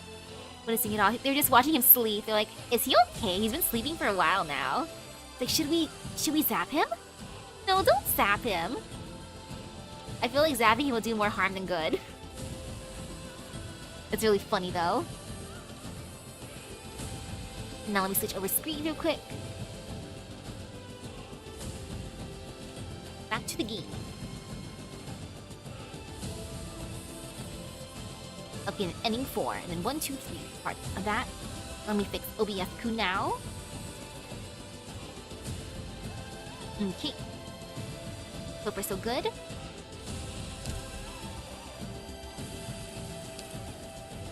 One, 2, 3, 4. Out of nothingness. Boop.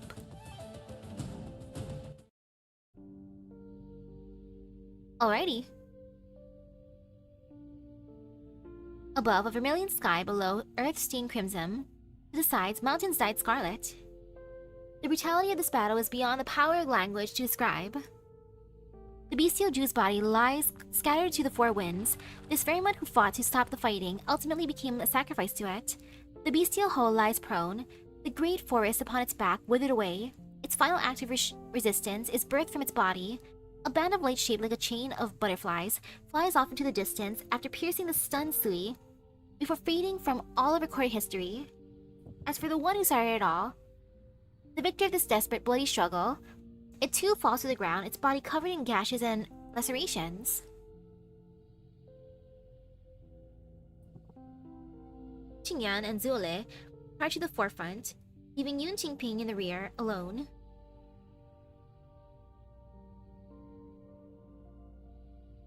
He records everything that happens here in minute detail, despite the fact that, once it's over, both the paper and their memories shall be as blank as the writings in Yanzi Shrine, he records. This is his duty. As for what comes next, it is the annals of history that have always said, Yan ennobles the gods, and the bestial Sui falls into slumber, Bai Zhao is constructed, and an age of peace and prosperity begins. I guess Jin and Lazy just woke up faster than Zule. Not long after, the True Long leaves his encampment, accompanied by the Imperial Guard, walking towards Sui's head. Yun Qingping arrives at the front and finds Lin Qingyan and Zule. Through the scroll, they view the memories of the depths of the Sui's consciousness. Perhaps the entire meaning of the ceremony had changed the moment they stepped into its tomb. But even now, humanity is unsure how that its scroll could alter the current predicament. The True Long stands before Sui, his eyes trained upon the Colossus. Where he stands, he needs not look towards it like a god, nor does he need to look down upon it. As the quelled loser of the war, he chooses it equally as he faces his ally. After some thinking, the True Long opens his mouth to proclaim the end of the gods, and then the scroll is rolled up and placed back into its box.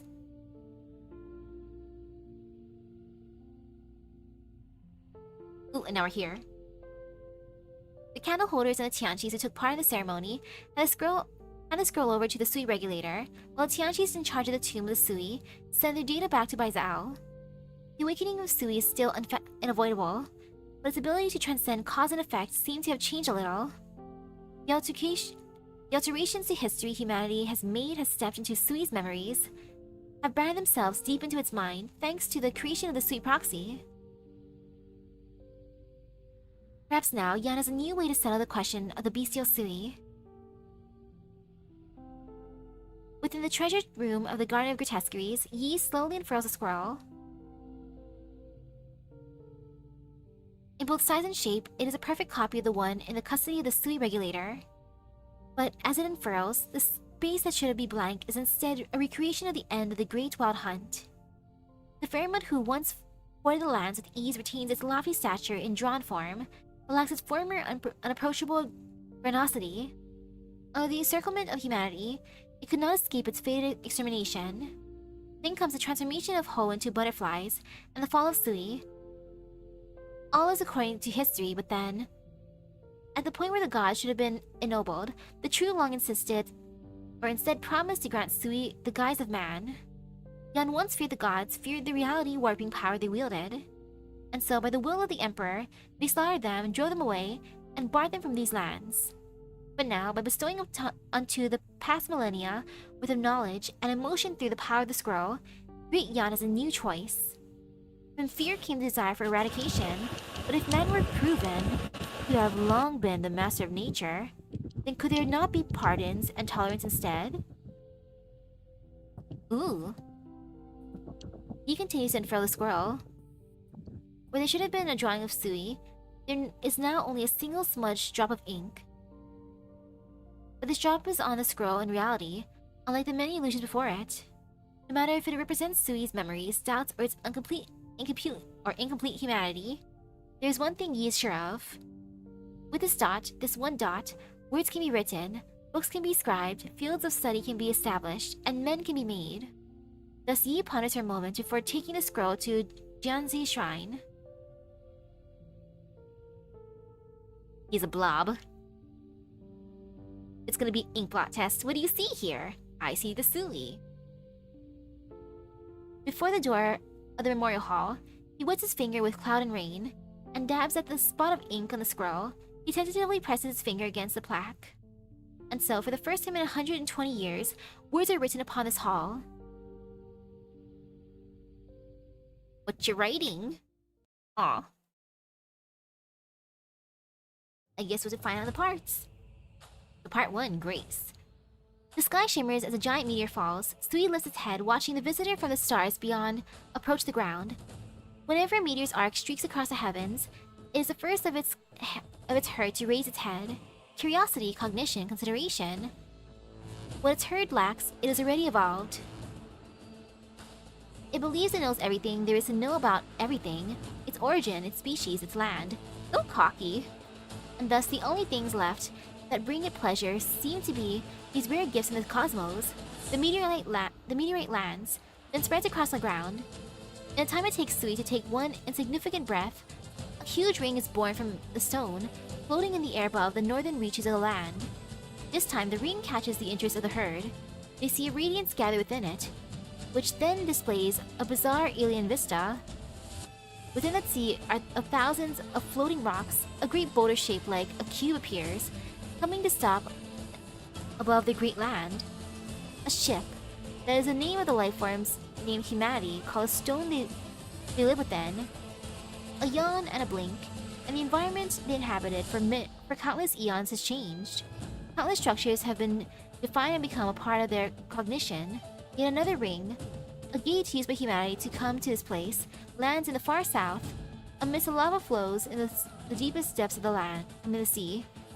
That substance so hostile to firmament life, a cluster of steel constructs, develops. By the side of the moon, a miniature companion comes to completion in its shadow. As for its kin, those who refers to establish relations with humanity already have heard of descendants, a people who are half man and half beast. So he did not reject communication, but would not participate in the so-called research and experimentation.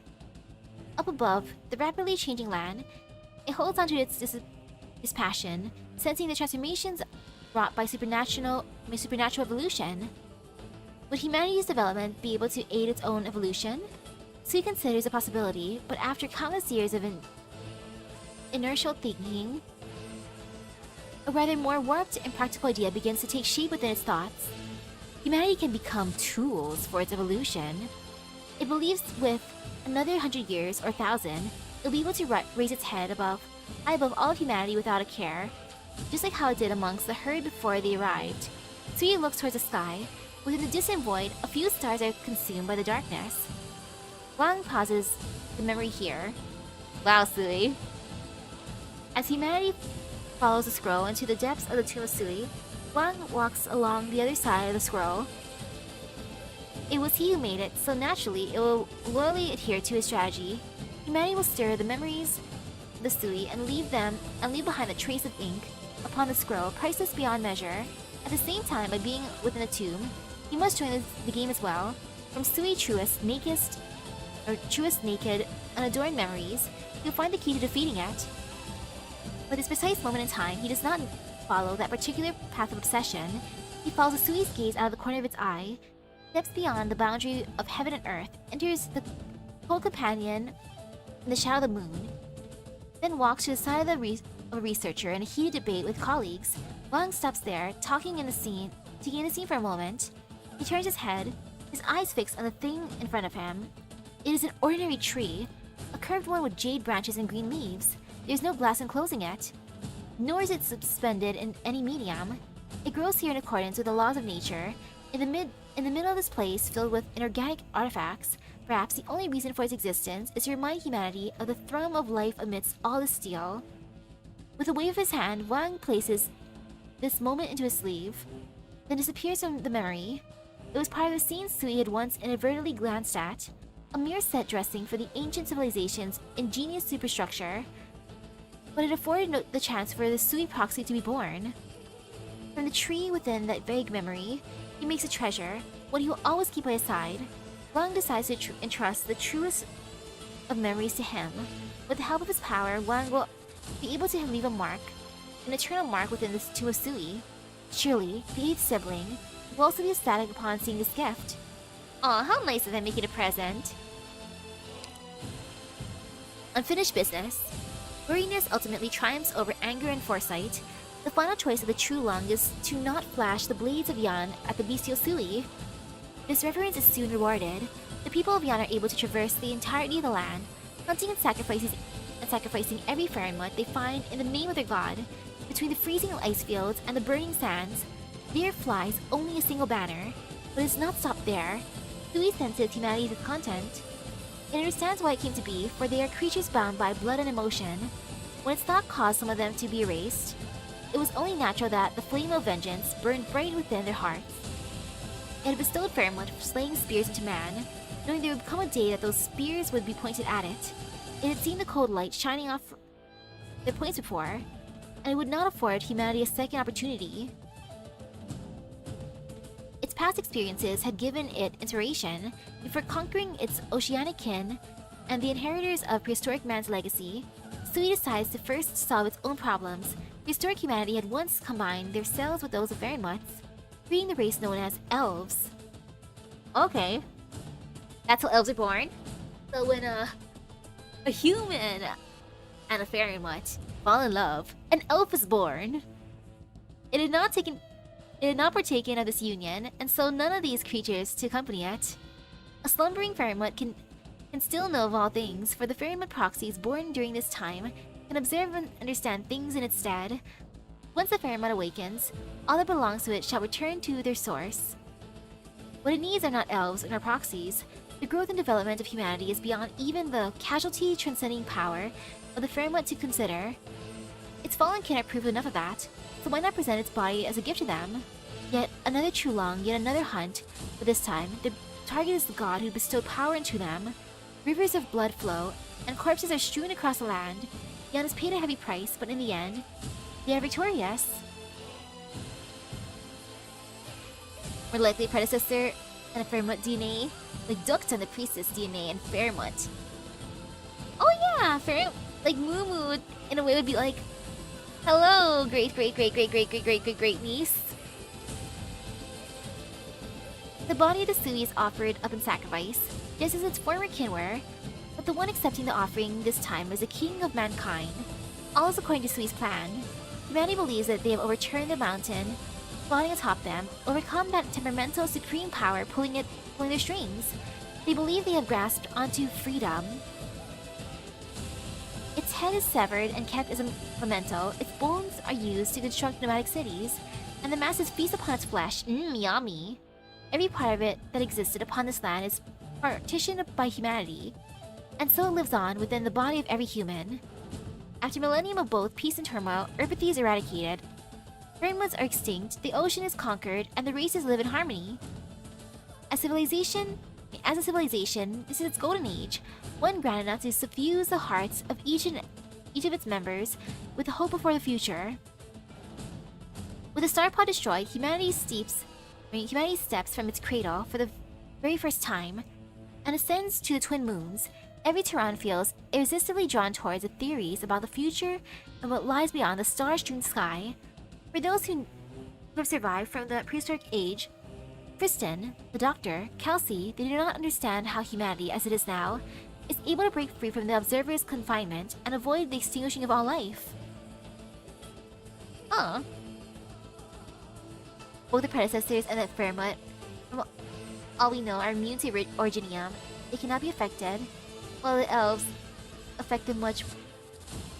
The other races, their cells would deteriorate much faster than that. Most why is that? Oh no, I guess two goods make a bad somehow. The genes don't make good.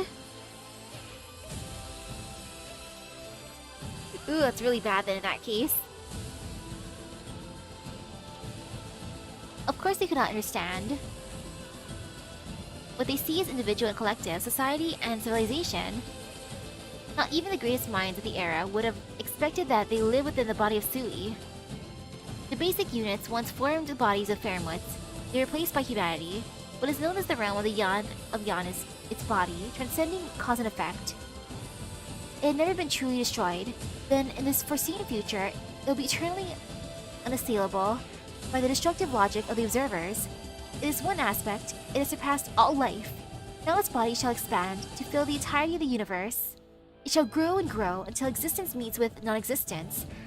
The finite touches the infinite. Entropy's increase collides with its decrease. When the time comes, it'll be but one step away from the ultimate victory. But this is but Sui's dream, Sui's imagination, Sui's arrogance. Long turns this absurd delusion into an obstacle for the right takers to deal with, so that this dangerous, ambitious dream will be shattered at the hands of man. And truth returned. The aspirations is to be even more of a black hole phenomenon than the observers the predecessors itself did not overcome, including them making an Originium. In truth returned, the elderly carpenter and a group of disciples bid farewell to Ju, leaving this land that will soon descend into chaos. Even though they have walked far, Ju can still hear them weeping. Many of them have been born under Ju's steps and had confronted Fairmont and humanity both in order to stop the two sides from coming to conflict, in accordance with Ju's teachings. But now, war has come.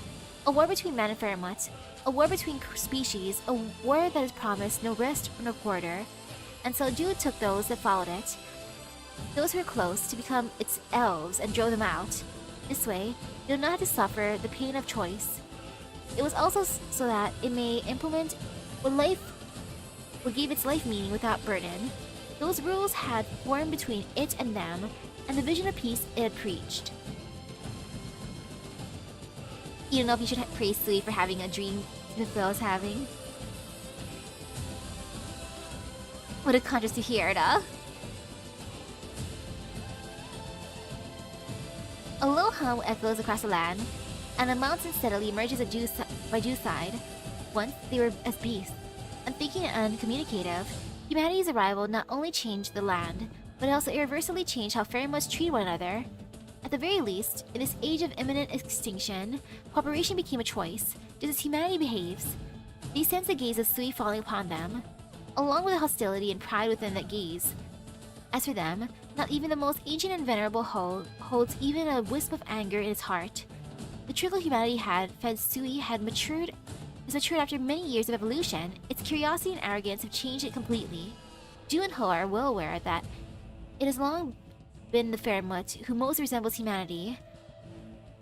Its command over humanity, using them to slaughter its kin, no different than any other king in human history.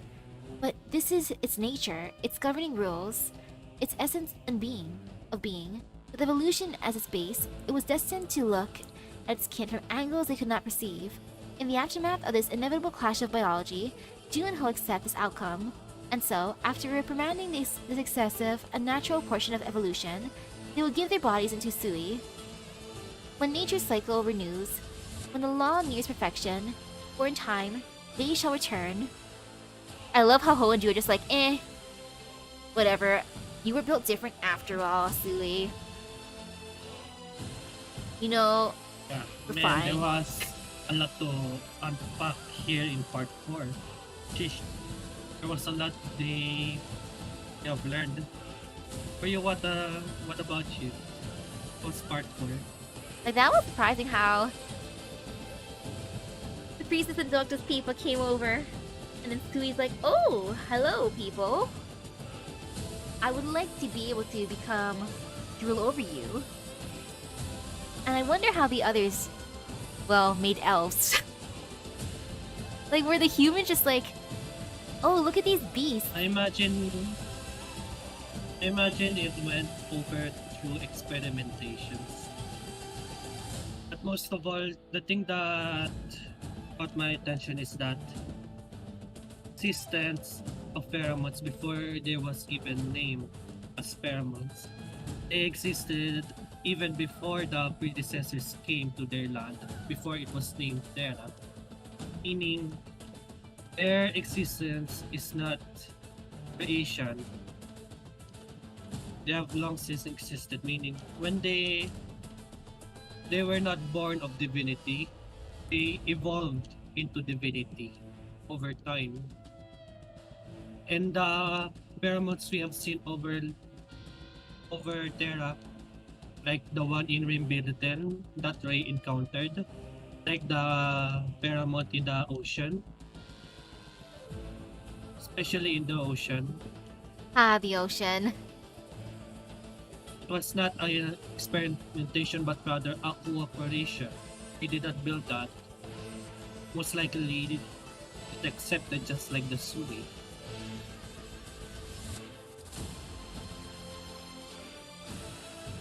Like, that was cool to learn about the pheromones past. Since they've been evolving over time too.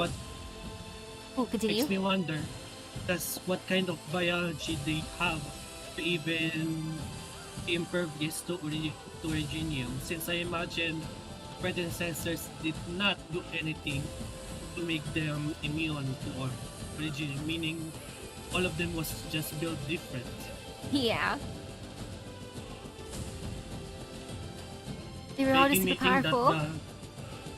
Making me think the land of Terra itself has its own consciousness, considering the planet has creatures like that.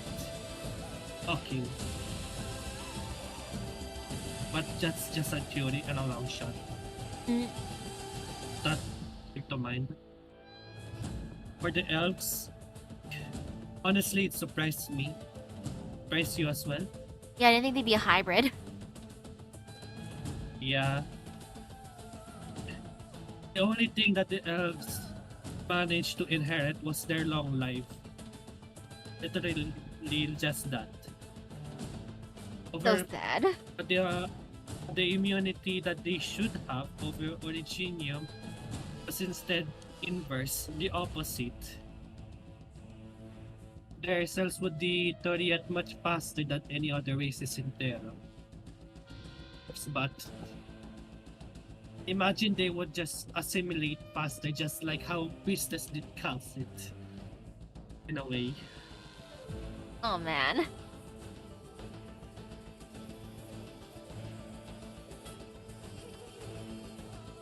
Oh gosh, though, the thought of Mumu being our distant niece, though. No. Yeah. And also, what is your thoughts on Sui? I think Sui's funny how he's just like, among my herd, I'm built different. I'm the best. I'm the greatest. And oh, look at these new people. Ooh, they're interesting. Let me watch over them. They have potential.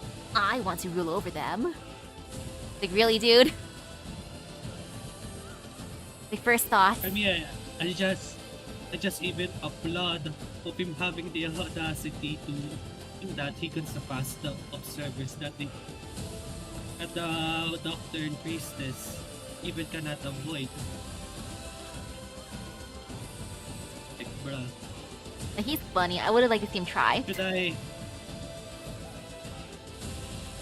I wonder if Wang was having second-handed embarrassment since I imagine him and the Sui have some similarities in terms of their cunningness and their intellect mind. Oh, he definitely did. Because at one point he closed the scroll. He's like, "Yeah, no, we're done with this for now. Like, I need to take a break before reading more about my dad."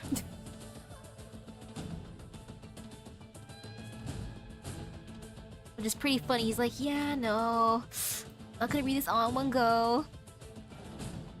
Like, I imagine every time there's like a ... he's just closing the scroll. He's like, I can't.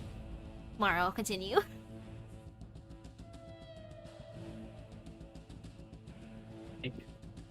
I'll be like, what is this second-handed embarrassment I'm feeling right now? Like, oh no, Sui, you're cringe. Yeah, I gotta destroy you even faster now. Like, the more I learn about you, ew. So arrogant. I imagine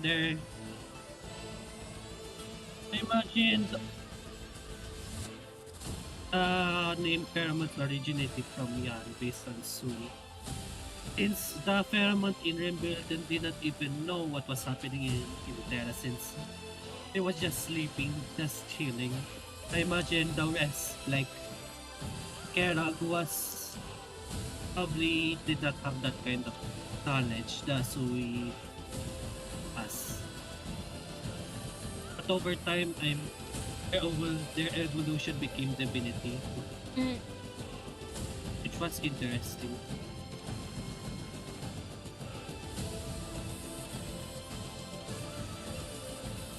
Also that we learned that everything started in Yan. In a way. Of all the places, okay. Which one, among all these, which one that took your attention the most?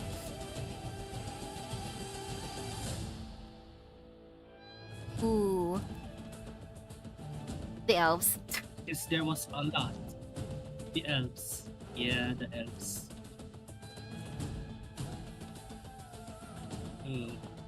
So the way they were banished to Imagine. the void stuff, though. Yeah.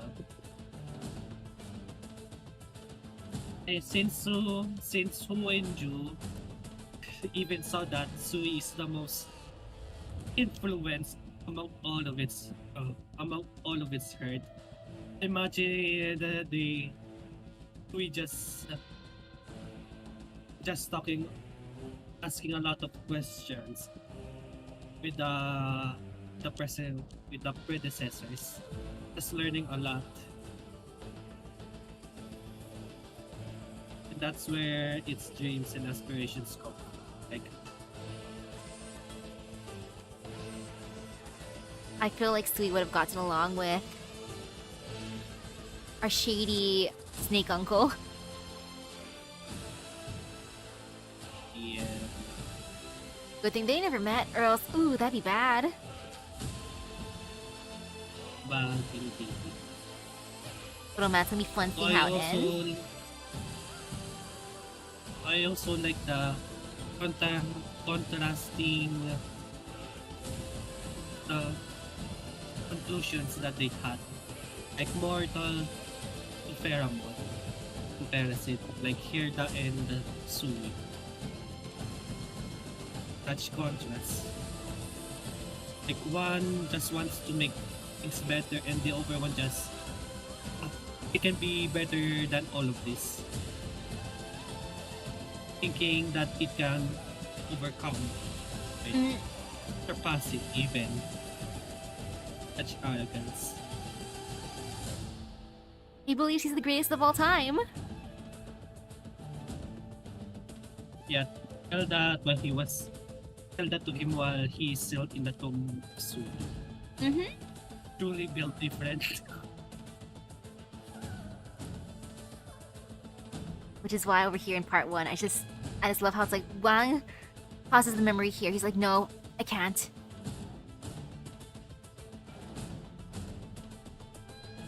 And all the others reading it are probably like, wow. So that's how the Sui was. If he shows it to anyone else. But now it's a good thing he has it. When was particularly chill about it. When you was particularly chill about it, well, I imagine was particularly hurt the most considering from what I remember. He was on the manhunt over Sui. Ooh. Well, at least it gives him more motivation to punch.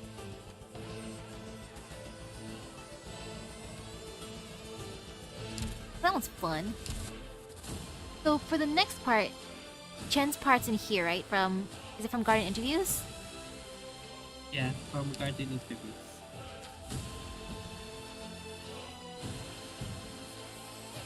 Hello, Chen. Sword watching. Beauty lies not in the ring itself, but in what the heart makes of it. Part 1. The usual, Loban. After her nightly patrol, Chen visits her usual noodle cart located right behind the LGD headquarters for a late-night snack. Hoshiguma is still inside the office training rookies, while Swire and Lee and Yusia are stuck at some boring and superfluous cocktail party with the city's elites, somewhere in one of the town's many skyscrapers. Without her friends by her side, all she can do is enjoy her solitary gourmet time. However, she sweeps her eyes over the area. Late-night Lungmen remains just as bright as it is during the day. The seats are packed with those spilling out of their hardships, along with their drinks, or talking business. Others are like her, here to reward themselves for a hard day's work. As she waits for her noodles to arrive, a tourist with a I Heart LM cap sits across from her. LM, I wonder what LM is. I was thinking like Lungmen, but maybe not. A young man with long hair, obviously here to check out the city. And so she tries to make some simple small talk, recommending a few dishes from the stall. Soon 2 bowls of some side dishes find their way to the table. Chewy noodles, thick broth, and flavorful fin balls. To Chen, this is the perfect source of solace when exhausted. But tonight, something feels off. What she ingests feels like suffering, like a rainy night, like her parents' departure, like a farewell to her kin. As she looks up in her bowl, her surroundings also change. What was in the food? City walls close in, cutting off streets and dimming lights. Now, she is the only one at the noodle cart, in near darkness, accompanied by a handful of humanoid shadows slowly crawling towards her. A looming sense of danger keeps Chen on her toes. She instinctively reaches for Chi Xiao, but the sword is missing from its scabbard. The communicator and terminal have no signal either, unable to seek any form of outside help. She can only dash towards the nearest staircase as the shadows close in on her. The corridor is dead silent, save for Chen's panting and cursing. This sounds like a nightmare. Every floor is no different. The relentless shadows chasing her from below are the only things keeping her from thinking she's stuck on the same floor, endlessly repeated. Below her surges a turbid storm of shadows, while endless flights of stairs await above. The surrounding oddities cage her in torment, compelling her to yield. But Chen never flinches. She does not cower. She does not even know how.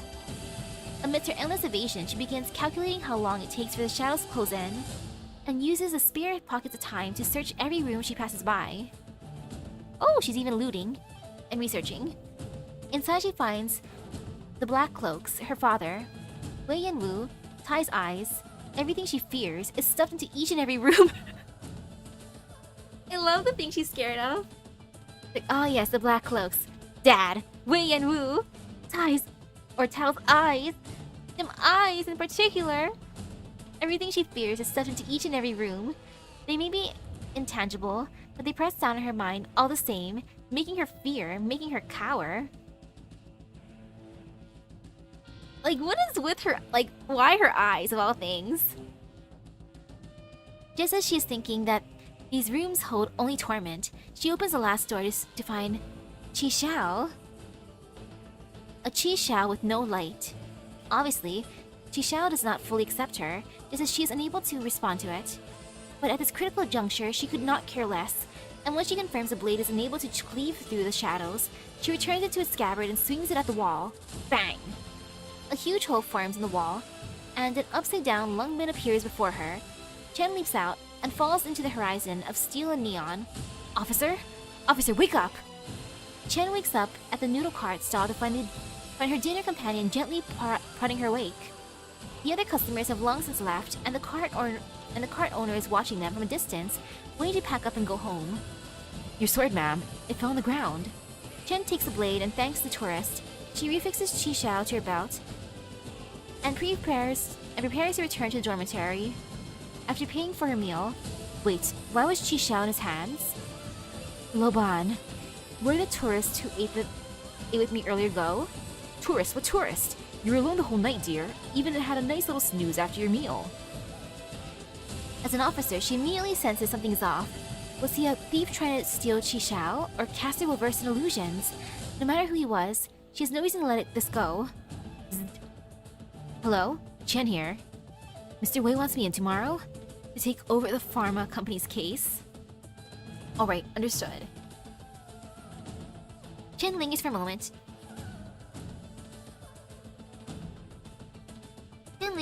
Before ultimately returning to the LGD building. And ooh, hello. The young man hiding behind the electrical pole finally leaves. He's a long sigh of relief. I should have known not to be so impatient with Chi Xiao. Couldn't even get it out of its scabbard. If Superintendent Chen really turns the city upside down looking for me, oh well. It's a long quest, and if I have enough time, if I have enough of anything, it's time.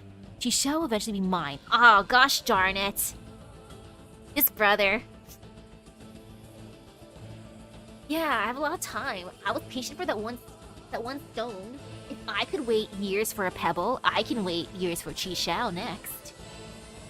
Freaking guy. Part 2. Chen is trapped within Dossali's Sea. It began with a heavy downpour, followed by strong winds, sending people indoors for cover. Chen was just about to return to her temporary lodging, but in that very moment, a towering wave crashed into the city, flooding the streets with seawater and turning everything on its path into debris. She definitely dodged the waves, leaping onto a rooftop. Be it a natural or man-made disaster, her instinct is to immediately survey the area for anyone in danger of drowning, but she seems to hear nothing but the wind and water. With another careful look around, she notices no one else is in the city. Memories of what she has gone through come flooding back, and Chen knows that the thief has found her again. What does he even want? Chen unsheaths the blade in anger, but the pilferer does not reveal himself, instead indicating that he wants with a single clap of thunder. Chi Xiao. He actually could have changed the course of history, but in the moment, Chen was like, nah. He's just thinking of the pretty sword. Just after thunder rumbles, the wind and rain suddenly die down, just as Chen hears a young man's voice. You drew from the scabbard so easily. How did you do that? It was indeed him, the tourist she first met at the noodle cart. Now it's clear that he's been after Chi Xiao this whole time. If you want it, then enough with those games. Show yourself. Water condenses into a cell-like entity, but for some reason, it stops it. Atop it sits a vivarium. A laughable sight. This has never been a game to me, Madam Chen. The sea, the city, the shadows and rooms. Are all these not what you've been through in real life? I only hope to confuse you long enough to give me an opportunity to seize Chi Xiao. Trust me, ma'am. Hand over the blade now, and I'll leave at once. I guarantee you'll never see me again. Oh wow, how nice. For the Yees using Brother G's tactics.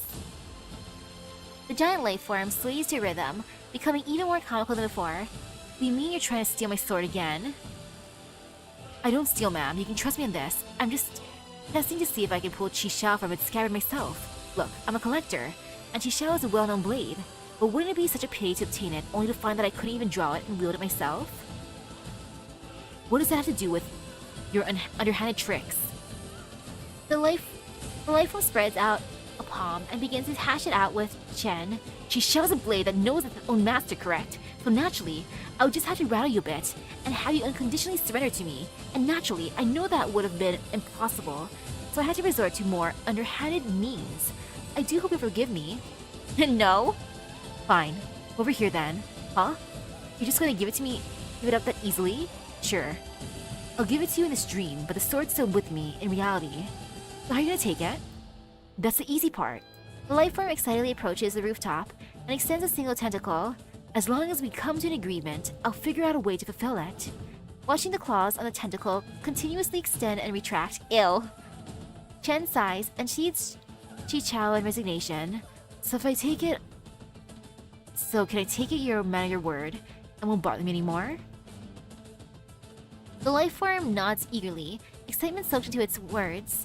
Perhaps, because it hadn't expected this to go so well, it innocently watches as Qian loosens her sword belts, takes Qishao out of its scabbard, and... A flash of red, and the scabbard breaks apart. Before it can comprehend what is happening, a jet of water bursts from Qian's water gun, whizzing past sword and scabbard, piercing through the life form's defenses, and striking it in its core. Ooh, she is her summer self. Ah, my eyes! Somewhere on a bench, a young man seemingly preoccupied with sunbathing suddenly covers his eyes and falls off his beach chair, scaring off a pickpocket who had been fiddling with the man's luggage. He was gonna get looted. Oh, that would have been karma. Man. That could have been so funny. The underhanded tricks, nah, it's called business negotiating tactics. Like, nah, that's called underhanded tricks. After rubbing his eyes for a while, he finally lies back down again. Chen Huichie, I look away for hardly a moment, and you've already learned to tell lies? Well, this is fine. Good even. A sharp mind will sharpen the blade in turn. Once she's polished Qishao into its ideal form, I'll be sure to find her once more. Dude.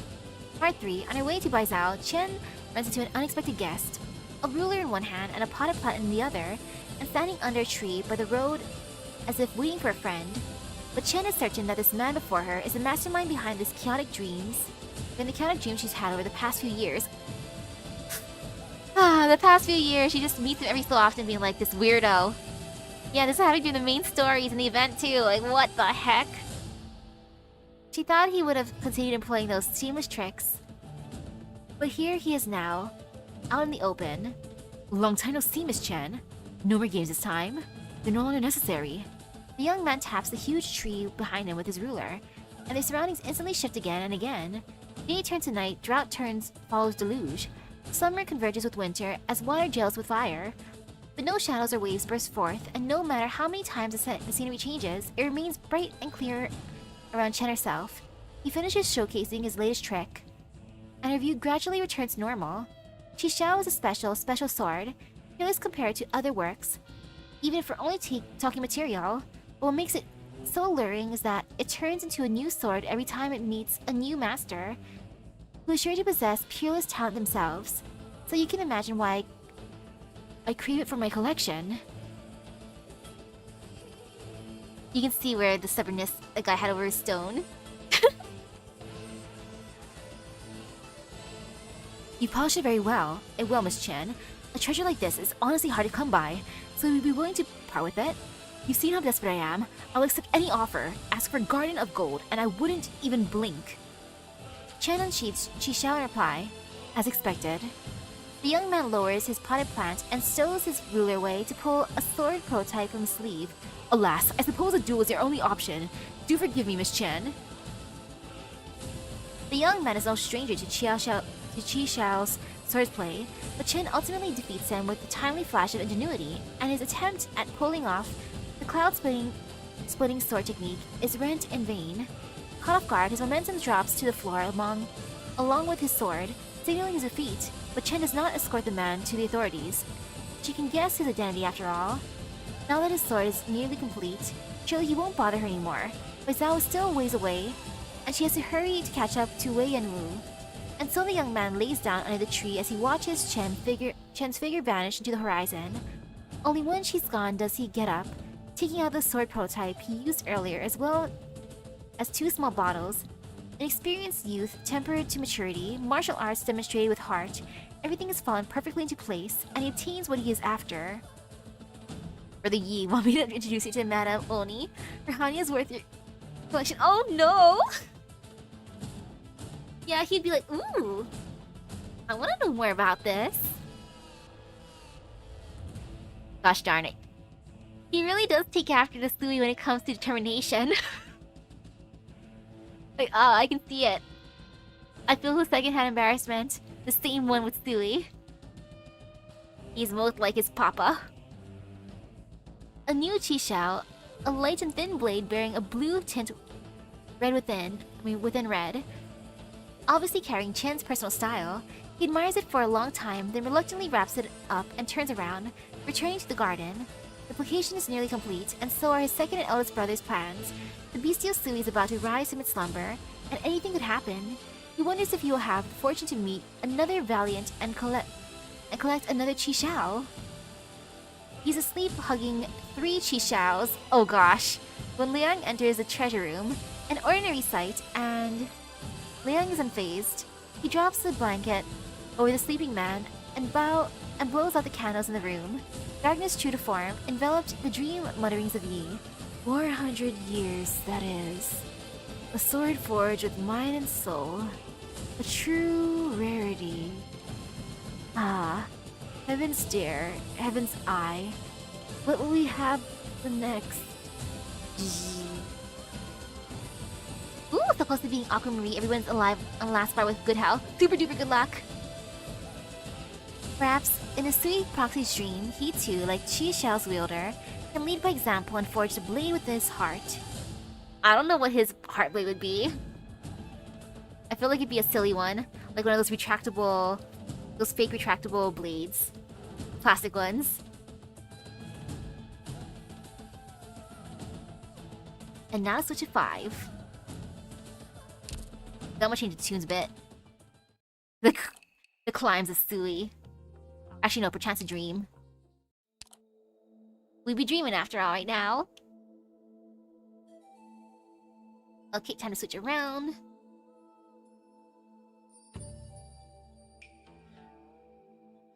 Alrighty. So it's gonna be 5 and then ending 5.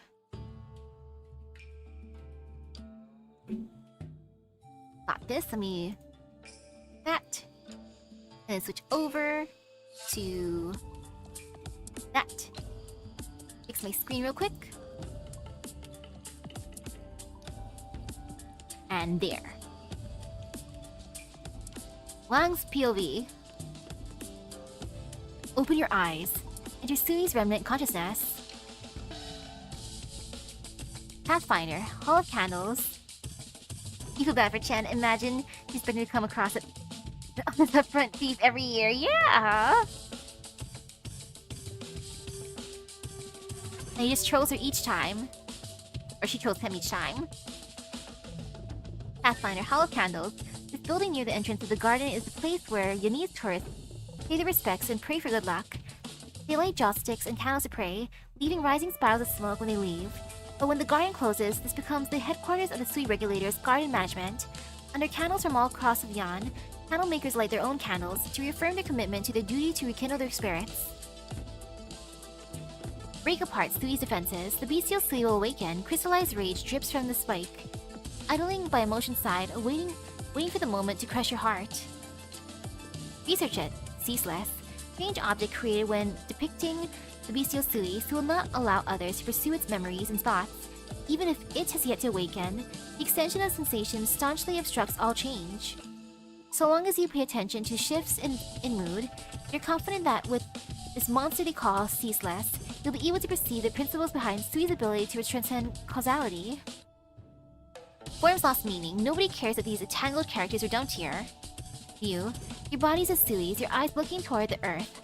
Of all things between the four corners of the land, what do you espy? A Fahrenheit fighting to its last.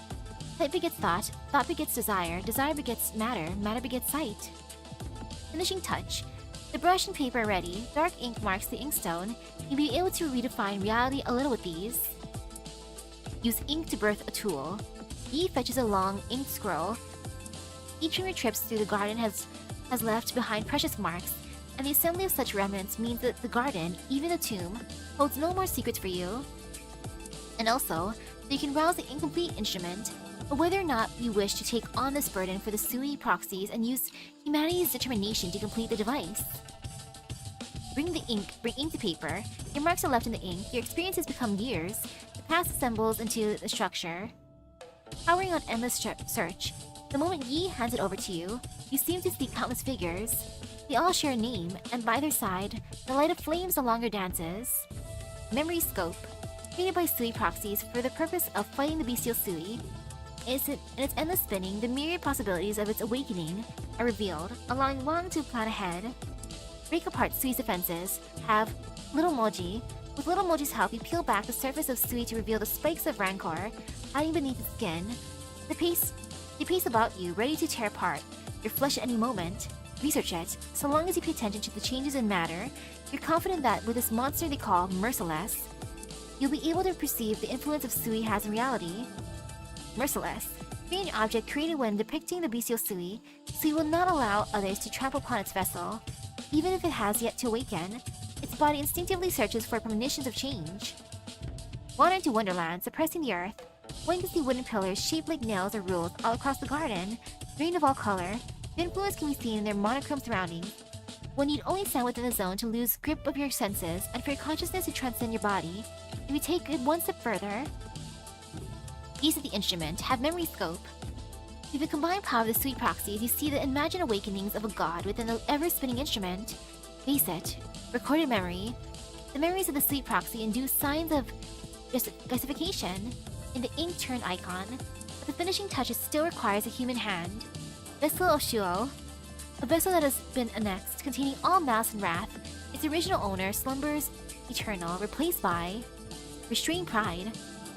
Tail was born to be a blade, which men take to be a sword. Once it led its arrogance.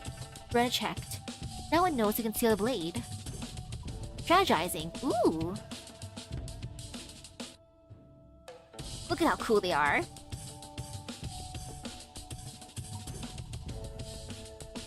All sorts of variables are in play at the awakening of the Sui, and Wang must have an answer for all such possibilities. The slightest change in its thoughts requires a ratification of said answer. As he is factoring in humanity as another one of its stones, it is only right that he let them in on his plans. Define a source, have merciless and ceaseless. As Sui's thoughts become more clear, Wang immediately makes his move, putting all variables into constants and preventing humanity from being eroded away by the Sui's evolution. However, the plan must be brought to fruition by the hands of man. He now looks to you all. Defining the world, the limit of what humanity can see, match or define. Arrogance embodied. It awakened. Ooh. I love how it's called Arrogance Embodied. Of course. Of course he's gonna name it that. I mean, it makes sense.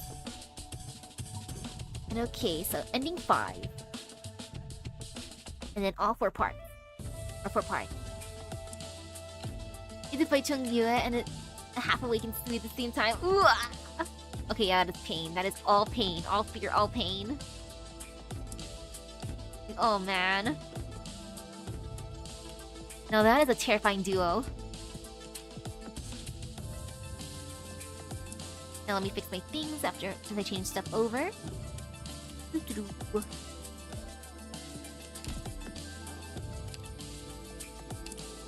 3, 4, 5. Regrets. No regrets. No fear, no pain. How long has Wang been rubbing this Weiqi stone between his fingers? From summit to tomb, from brilliant play to orthodox, proper move. And she was being controlled by Sui. He one-shots you? Oh no! Oh, Sui's annoying ass shooting projectiles at you. With the right takers as pieces, Black strives for victory in the game's parlor that is devoid of linearity, stretching up to piece together layers of time, tying together a net cause and effect. And I'll see you later! Duplication in the garden, the seeking of memories past, the descent into the tomb, the blot of ink on the open scroll. Finally, after prevailing over countless trials, after forsaking the endgame, he places his final stone, so reliant on humanity.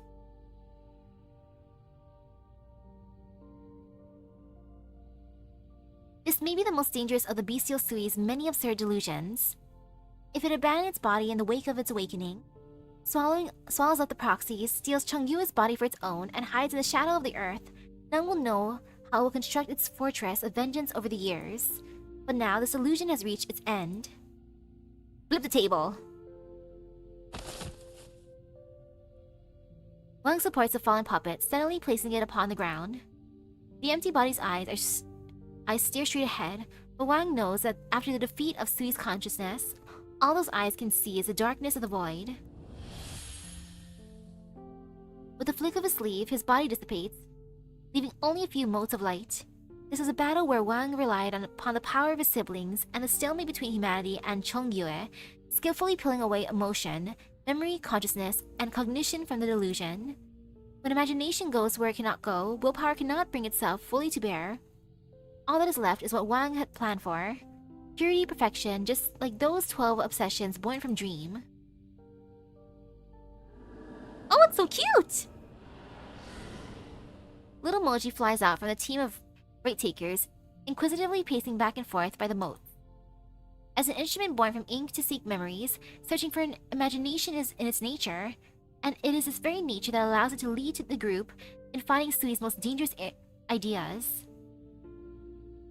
But the future it deserves, as a living creature, does not lie here.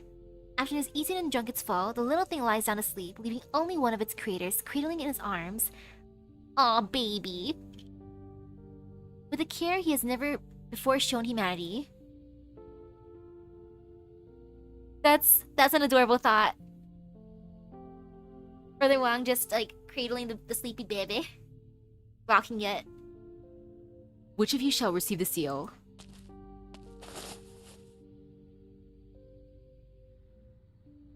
What did you send us to do?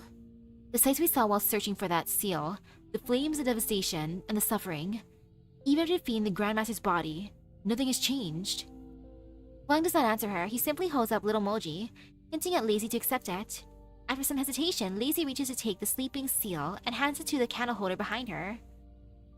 Now, can you give us an answer?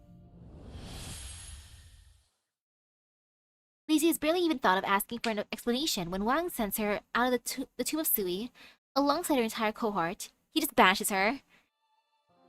Even if he had answered them, those leaving the guard of Grotesqueries would not be able to remember it. That much Wang knows for sure. He's always been stingy with his words, unwilling to do anything without reason. This is as far as humanity can go on this board. Outside the tomb, in the nation of Great Yan, there's still an entire game called life waiting for them. As for the other reason, this one of the 181 must remain in this tomb to continue playing with that unawakened god. Though leaving humanity to deal with fate is a dangerous proposition, they need only abide by common sense and ignore what human morality deems evil. The lack of change merely simplifies the calculation. Only by sending them and little Emoji away, only by stripping away all humanity and mercy, can Wang let go and face Sui's ever-evolving, bone-snapping, marrow-sucking malice. For the one move where he grasps life, he's already extinguished his hope.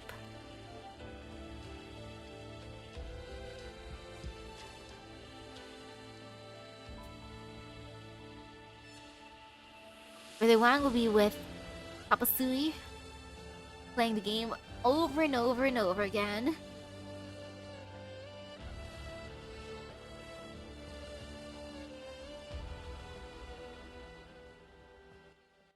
So look at him soloing. Part 1, Vengeance. The primordial fog shrinks back, and gloomy night becomes bright as day. The smoke rises from the censer in the spiral, standing steady on the stone platform. In the depths of its belly, the ferret yet slumbers. He feels that his own body has become lighter, as if he has turned into a wisp of smoke rising through a hole in the sense. Oh wait. Oops.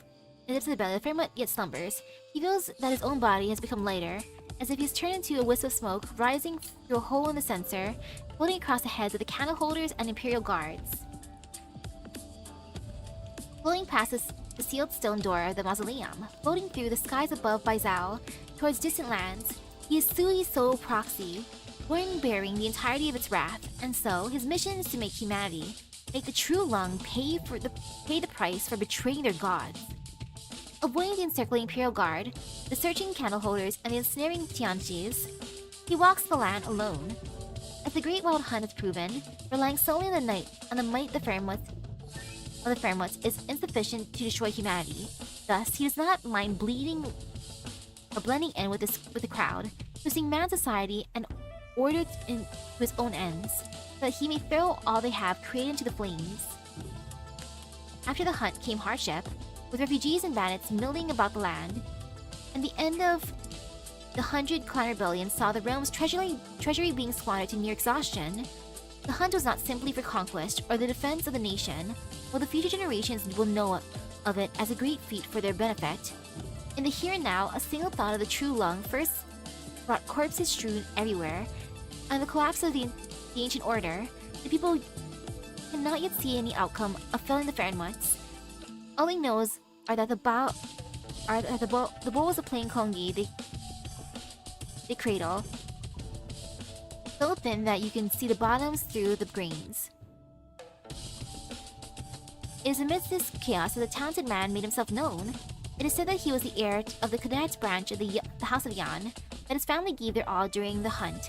With him as the sole survivor, he could easily have posted on his family's prestige to live the easy life of royalty, but instead he chose to live among his fellow refugees, toiling alongside them. When bandits came, he was the first to step forward. When food was given out, he gave himself the last portion. In time, the refugees' admiration for him grew, and they elected him their leader. The bandits he fought became his followers, and the mandarins he had negotiated with became his friends. His entourage grew and grew. Yo, this guy has charisma. His charisma stat is maxed. Until the court began to panic, afraid that it would become the source of the next great turmoil. However, the mandarins soon discovered that those who followed him were returning home, their arms laden with grain and gold. This rapid expansion of his ranks quickly became an endless contraction. Finally, the eccentric hero called upon many of Yan's secretaries of administration, where he essentially sued the populace on behalf of the court, turning the budding unrest into the prelude of prosperity. And so, once he had seen the last group of refugees home, the court summoned him to Baizhou. Decades later, this great talent had become a trusted advisor to Yan. After the former True Lung passed, the succeeding True Lung depended on his decisions for many things. The court itself was full of his disciples and former followers. The Crown Prince was his humble student. Many high mandarins of the six ministries were great admirers of him in his youth, and quite a few commanders at the borderlands once traveled with them across the land, braving death together. All of Yan, from the literati and bureaucrats above to the common folk below, and all the other outstanding talents of the nation approved of his abilities and merits. After all, a man like him who could wield both pen to compose poetry and sword to battle the evil spirits, a man of inordinate versatility, shows up less than once a century in Yan. And thus, when the true Lung was nearing death on his sickbed and composing as well, this man was chosen as successor before even the Crown Prince. I love that. As the true Lung saw it, the man had never wed and had no children to succeed him. While tutoring, he treated the Crown Prince as his own child. Perhaps this was all to dispel the true Lung's doubts, to prove that he had no ambitions for the throne. That in time, when he himself passed, the imperial crown would return to the true Lung's bloodline. And so, after the true Lung passed, he wore the crown of the emperor. He once had many titles, but none were important. From then on, the people knew him as a true Lung, and when he proclaimed that he would perform the rite of Fengshan, a rite to pay homage to heaven and earth. At the Garden of Grotesqueries, newly constructed outside Baizhou, all of Yan bowed to his will. Ooh, welcome back. Oh man, though, I want to know what other crazy stuff are gonna go on in Off-Cry, because that's a funny panel. Now he needs only think it, and Yan could be sent into unending decay. He could make the machinery of government too bloated to function, or light a new fire in the belly of the people, ultimately casting the land into chaos. He could call on Yan's neighbors to be his accomplices, or use endless catastrophes as his most perfect weapon. Yes, but a thought. Yan could be razed to the ground, and Sui could complete its vengeance, enslaving humanity once more. All this with a single thought in the true Lung's mind. Achievement? Was perhaps too low? He was still in without his siblings being born yet? Could be.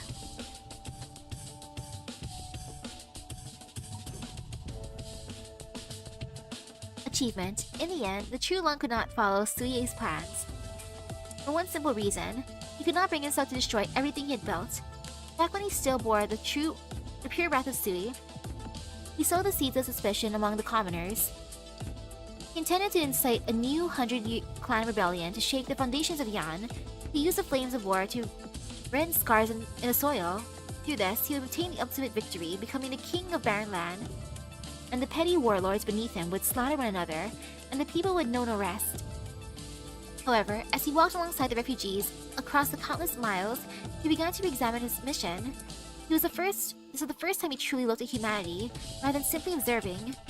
As he looked up at the landscapes he once looked down upon, as he heard weeping and gratitude mixing together by his ears, he began to doubt himself. I love the thought of the Sui being like, ah yes, I'm gonna make my first proxy, he's gonna enact my will, he's gonna make everyone fight each other, but in the end, he's a good boy, like he's, heck, the bestest boy in a way. If he truly was the entirety of Sui, he should feel only loathing and resentment towards humanity. So why was he trying to help them?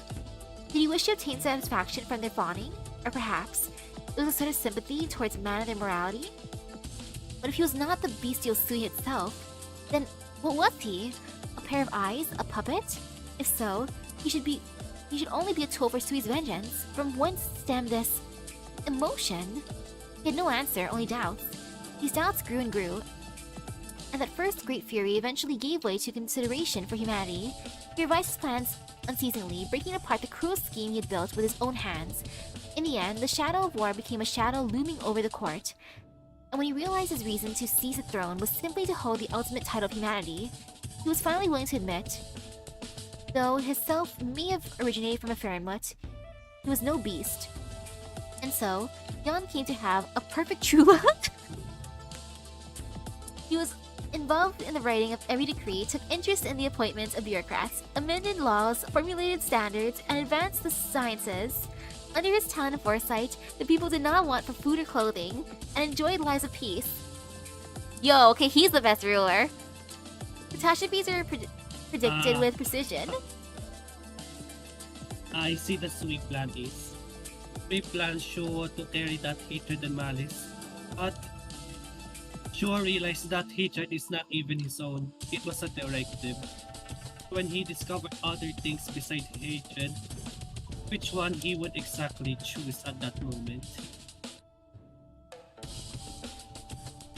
I'm glad he chose to be a good boy. The holy cow, the people who were under him must have been so happy with this. It's like, look at this. Everything's running smoothly. Catastrophes were predicted with precision, rarely ever causing major damage. Bandits were scoured from the nation, and threats from both the north and the sea were eliminated. The Sui regulator was granted even more authority, and the suppression of Sui grew even stricter. As for himself, he performed the rite of Feng Shan in the Garden of Grotesqueries time after time, peeling away the proxy body he so hated little by little, and through the rite he cast it into the tomb of Sui.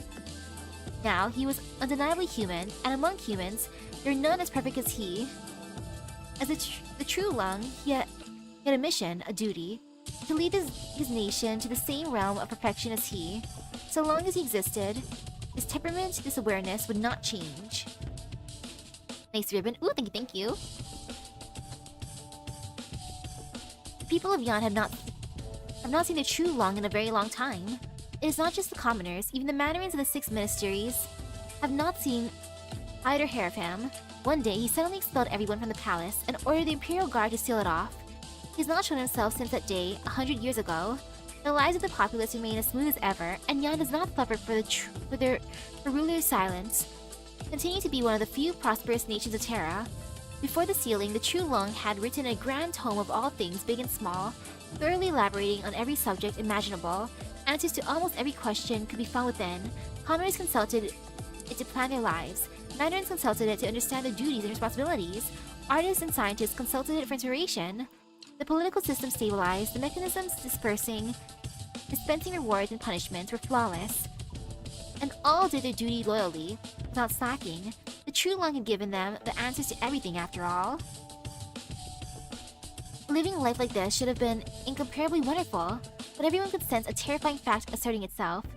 Something had vanished from their lives. Ah, sweet. Like you are the most unaware of his own human nature. He likes his proxy to have immortal thoughts and emotions. He cannot even comprehend he was stuck in a tomb, watching like a third-person perspective. The True Long sits atop his throne, not a single pinprick of light by his side. Why is it that humanity's greatest are always pushed towards sovereignty? Is it to squander his talents or to force him to yield to the abyss of administration? He's already done all a human can do and record the entirety of it. But to this day, there is still none qualified to stand by his side. Mortals have their limits, and the True Long was wary of doing such repetitive tasks over and over. And so he wrote down the lives of all humanity, allowing Yan to prosper freely. This was his final act of goodwill. He does not regret becoming human. His self did not require the bestial Sui's control.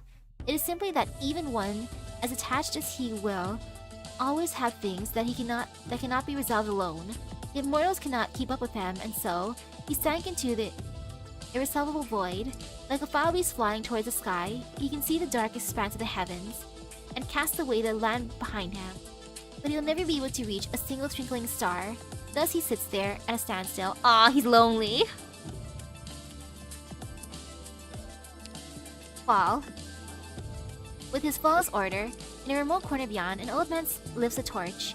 As night descends, the eyes of the people are drawn to that brilliant torchlight. They have seen Yan's past. They have all read the tales of the people giving their all for a shared goal.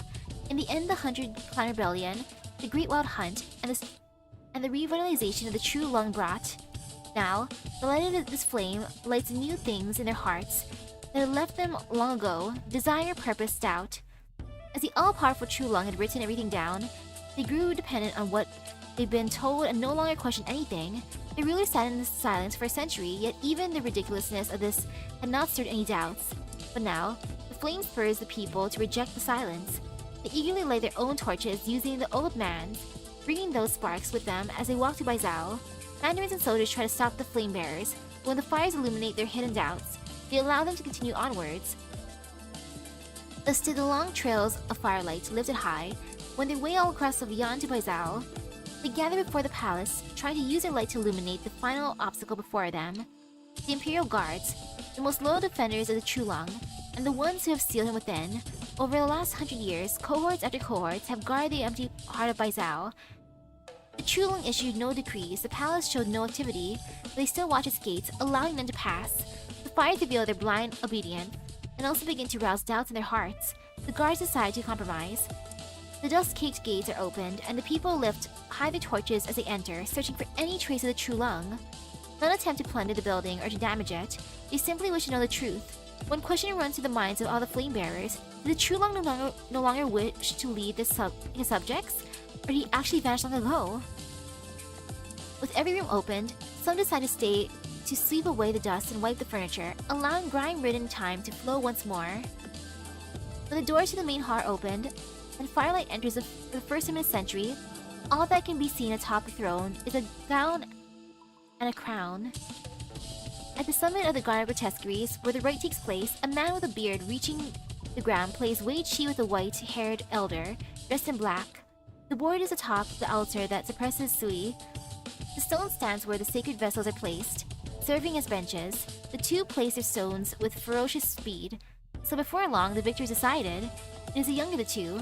His victory seems to bring him no joy because it was the elderly man who had cast a stone into the calm waters of Yan, drawing him away from the 100 years of seclusion. Even if the elderly man possessed the same wisdom and ability as him, it would still be insufficient to realize his desire to touch the star. In which case, What do you want? was depressions, honest endeavor and attempts with Shuo, Pheromone who was most similar to mortal kind. And of course, the Pheromone's low-key petty. You feel like Sui would whisper to Shuo, "Hey, trip that kid's feet, make him suffer."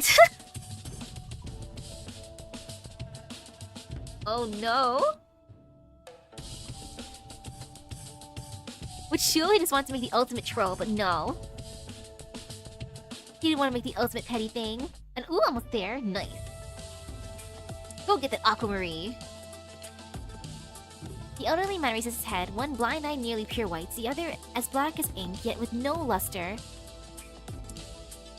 Your help, Chongyue.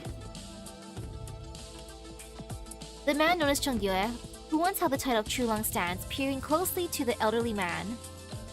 That was a name he used before ascending the throne, but now, none but himself should remember it. The elderly man picks up the final black stone he placed on the board and gives it to Chongyue. The moment his finger touches it, the land around him smears like an oil painting, leaving only the mountain beneath his feet and Sui's slumbering body. His exploits, his rebellion, his exhaustion, all but insignificant dreams of Sui as it slept. Did you ever wonder how could the proxy of Pheromones, whose powers are rooted in evolution, resign himself into silence in the midst of change? It created you and erased your future. Within the silence is countless ways to hone you into a blade to kill traitorous Yan. It formed you from the combined memories of the sweet proxies. As for your appearance, it comes from its greatest shame. Our eldest brother, the only proxy to grasp rebirth. Amid the darkness, the embodiment of ruin flickers in and out.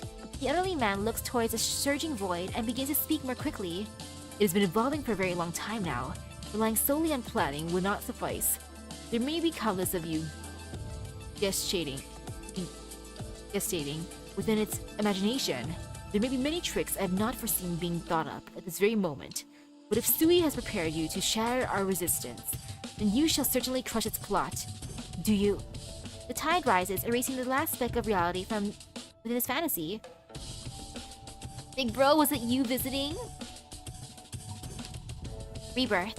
With a swing of a sword, the monster with the head of a man and the body of Lung dissipates into nothingness. Yet another mad vision of Sui, yet another fallen self. Chongyue wipes the blood off his blade, continuing his wandering amid the flux of change. When the 1/12th of the self roused from his standstill, and the truth was revealed to him, Chongyue knew that he would agree to Wang's request. For in that fantasy, he had already rejected his identity as a Sui proxy. He is a lone self. Within the many prisons Sui created, he sees many versions of the self. A tyrant bathing in a sea of blood, a tycoon hoarding gold and grain, an apothecary sowing toxic seeds, smith who forges chains and fetters. They all submitted to Sui, and these were the divisions for vengeance against humanity. Thus, the tyrant is drowned, the tycoon is reaped, the apothecary is poisoned, and the smith is imprisoned. Its thoughts are used to destroy its fantasies, which leads Sui's ire to resound throughout the tomb. So this is what Sui wanted. Wow, just wow. You just noticed, based on Shuo, since Sui and Sui's siblings intertwined, imagine Sui was present in your thoughts, intrusive type thoughts, until Ling was born. It just so happens whenever she drinks, Sui also feels tipsy. Ah, yes. Ling, you can do it! It's like, I can? See, look, Ling, or not Ling, Sui is basically like creepy snake uncle. They will get along so well. May they never meet. Its thoughts are used to destroy its fantasies, which leads Sui's ire to resound throughout the tomb. But this was Chongyue's plan all along. What focuses on annihilating him, Long will have the space to implement his plans, seeking within the mausoleum, a lifeline for all. Even so, things seem bleak. Its thoughts are filled with its surrounded selves, and Sui is already evolved beyond what resistance lies within those memories. Given time, it will certainly... Chongyue suddenly realized that, if he were to rely solely on force, he would never be able to stop Sui. If all that there is left in his heart is bloodthirst, he may return to being its puppet, trying to kill the one who pulled him out of the silence. He looks down at the black stone in his palm. His nature and Wang's, and that of the other Sui proxies, are not too different from one another. They're all continuations of its thoughts, there to implement its will in the mortal realm. But now these thoughts are resisting its mind, like cells attempting to revisit the body whole, something utterly absurd in the eyes of the master of that body. Okay, since Sui is being petty with all the stuff he's doing, like he made an apothecary, or he wanted to make an apothecary that made poison, was his plan for Brother Yu to make a bunch of like food poisoning? I'm gonna make the worst chef ever. He's gonna give everyone diarrhea from eating his food. Ends up becoming the best chef instead. Sui's like an irresponsible officer. Oh, you did it! Congratulations! What's the deal there at the end, please, DL? Throwing newborn babies to the front lines and ordering them to bring it to the heads of its enemies, however, it had never told them how to stand, how to walk, how to defend it themselves, or how to actually slay those enemies. As for their enemies, those humans, once regarded by the gods as mere ants, they gave them shelter, showed them new horizons, cultivated their tastes, taught them ethics and virtue, allowed them to understand the truth about themselves as non-entropic beings, and allowed them to truly become themselves, to learn why one lives. With all this in mind, when they recall their creator's command, will they be able to turn their heads and slaughter the humans that raised them? Actually, out of all those siblings, the one he probably is the most happy about is Nyan, because Nyan loves spicy hot pot. And whenever she shares the spicy hot spot or hot pot, it could be too spicy for others. He's like, yes, look at them suffering from eating the hot pot. My girl. The unintentional one. And ooh, Kageki was the one that clutched. Aw. Imagine since Ling is in a constant sleep. But even her siblings can't even sleep without getting fatigued. You imagine they got their peace without hearing its whispers. As long as Ling is drunk. For reals. They sat across from Sui using their dreams. The craving for life to resist its order. However, power is the strongest tool Sui has to control the proxies. The desire to become human allows them to use the gifts that Sui left behind as they please, but it also serves as a shackles to bind them. Chongyue thinks back to the time before he became the true Long, when he still wanted the land. His power was great enough to accomplish anything he could think of, just like the Sui. But when he bent his head to toil alongside the farmers, and grasped his sword beside his fellow soldiers, he knew that what he yearned for, power could not grant. This yearning allows him to throw off the shackles of paracausality, the incitement of power, and the plan of rebirth, allowing him to mold a perfectly ordinary body, allowing him to gain a true heart. Chongyue places all this within the black stone, then throws it into the Sui's thoughts with great force. If he cannot survive, if it seizes his body, then so be it, it does not matter. His final cheer for humanity shall echo throughout Sui's remnant's consciousness for all eternity. I love how Chongyue is like, hey, if you absorb me, I'm gonna be the one inside of you, whispering things to you instead. For all eternity. How you like that? And whispering nice stuff instead. I like that. I like Chongyue's ending of no regrets is truly no regrets. It's great. Thanks, Chongyue. You're the greatest. He truly is the MVP. I was part 5. I love it. I was part 5. I did not expect him to be a true Long at one point. And a very, very good one at that. Yeah, me too. I was quite surprised as well. Also surprised that I imagined before Ling came, before Ling was born, the Sui was just doing all sorts of pettiness whispers. Imagine one was the type to affect it the most. Like, shut up, old man. I bet that's why Dusk stays indoors all day. She's like, oh, everything's so annoying. I'm just gonna be painting.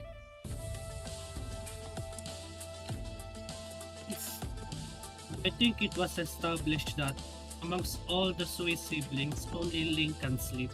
All the other siblings cannot. can go on without sleeping. And Ling was the only one that can dream. Imagine that also helped with sealing the Sui inside that room. Good for Ling. Without influence, without the Sui reaching out its influence, since it forces him in a sleep drowsiness state. Like, imagine Sui was quite confused when it first happened. Like, what is this feeling? What is this feeling of dizziness? I feel sick. I feel terrible. Ew. What is my proxy doing? What is this? Like, what is this sour, bitter taste in my mouth? Ooh, I wonder how that combines with the hot pot from Neon. Like Ling with all the alcohol and Neon with the hot pot. Ooh, ah. Yeah, even True Lam did not foresee. Okay, maybe he made Brother Yu on purpose to be good in that case. He's like, all my other proxies, they bring me suffering. You, please make good food and eat it so I can taste it. I need something good in my life. The only good thing is that Yeah. Oh, this is great. Imagine being sleepy, but still being awake. Like, asleep, at the same time your consciousness is still awake. Being able to feel all sorts of things. That must be so weird. So weird indeed. And I also imagine during its consciousness, it's like hopping one gym to another, like, in the perspective of an unemployed second son, to a second to and hop to another gym to this hot loving film director or the artist. Like, really, you have quite the imaginative dream. I wonder if he can choose which one he sees through first, or is it just gonna choose, like, change at random intervals? Or maybe he can choose, but to be honest, would he even bother at this point?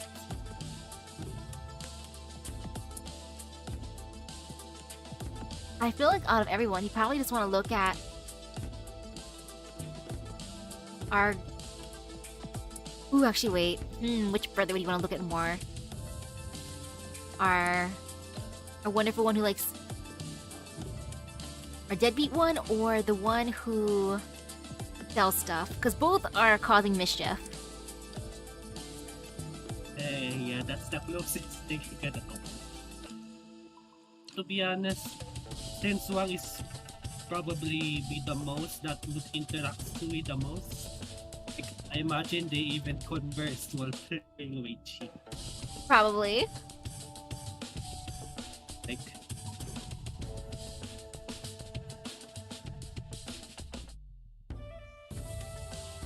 This is the best ending, though. I can't feel anything else can beat it. After the fulfillment of his first attempt with Shuo, imagine his second attempt with Wang, like being the cunningness just to be turned out to be unemployed.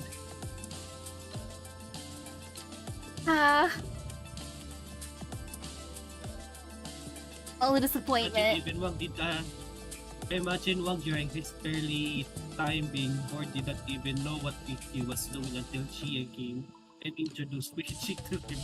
He was just I don't know what he was doing, just drifting.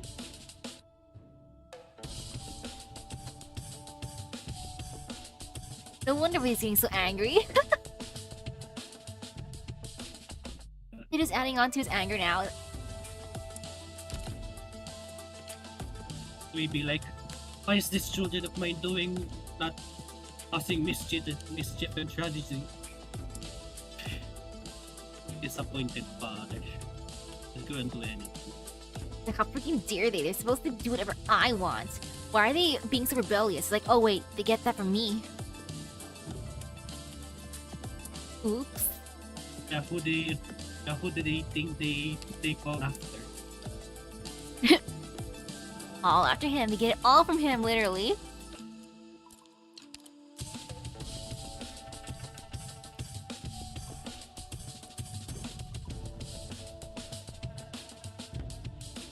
Which endings of this that got your attention? For me, it was ending 2 and 4. So, Revelations. That was revealed.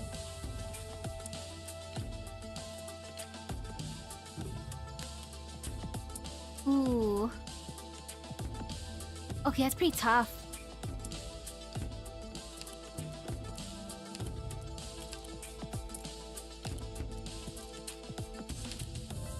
Like, overall, my favorite one is the last one, but one that does stand out is number 2. I want to see more Jie. Poor Jie. Imagine starting the beyond event without the knowledge of this.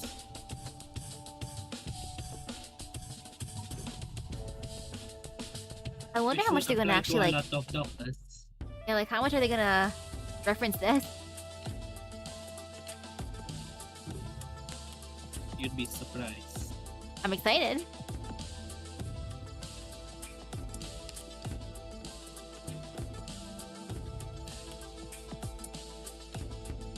So, Scroll of Scars Part 4.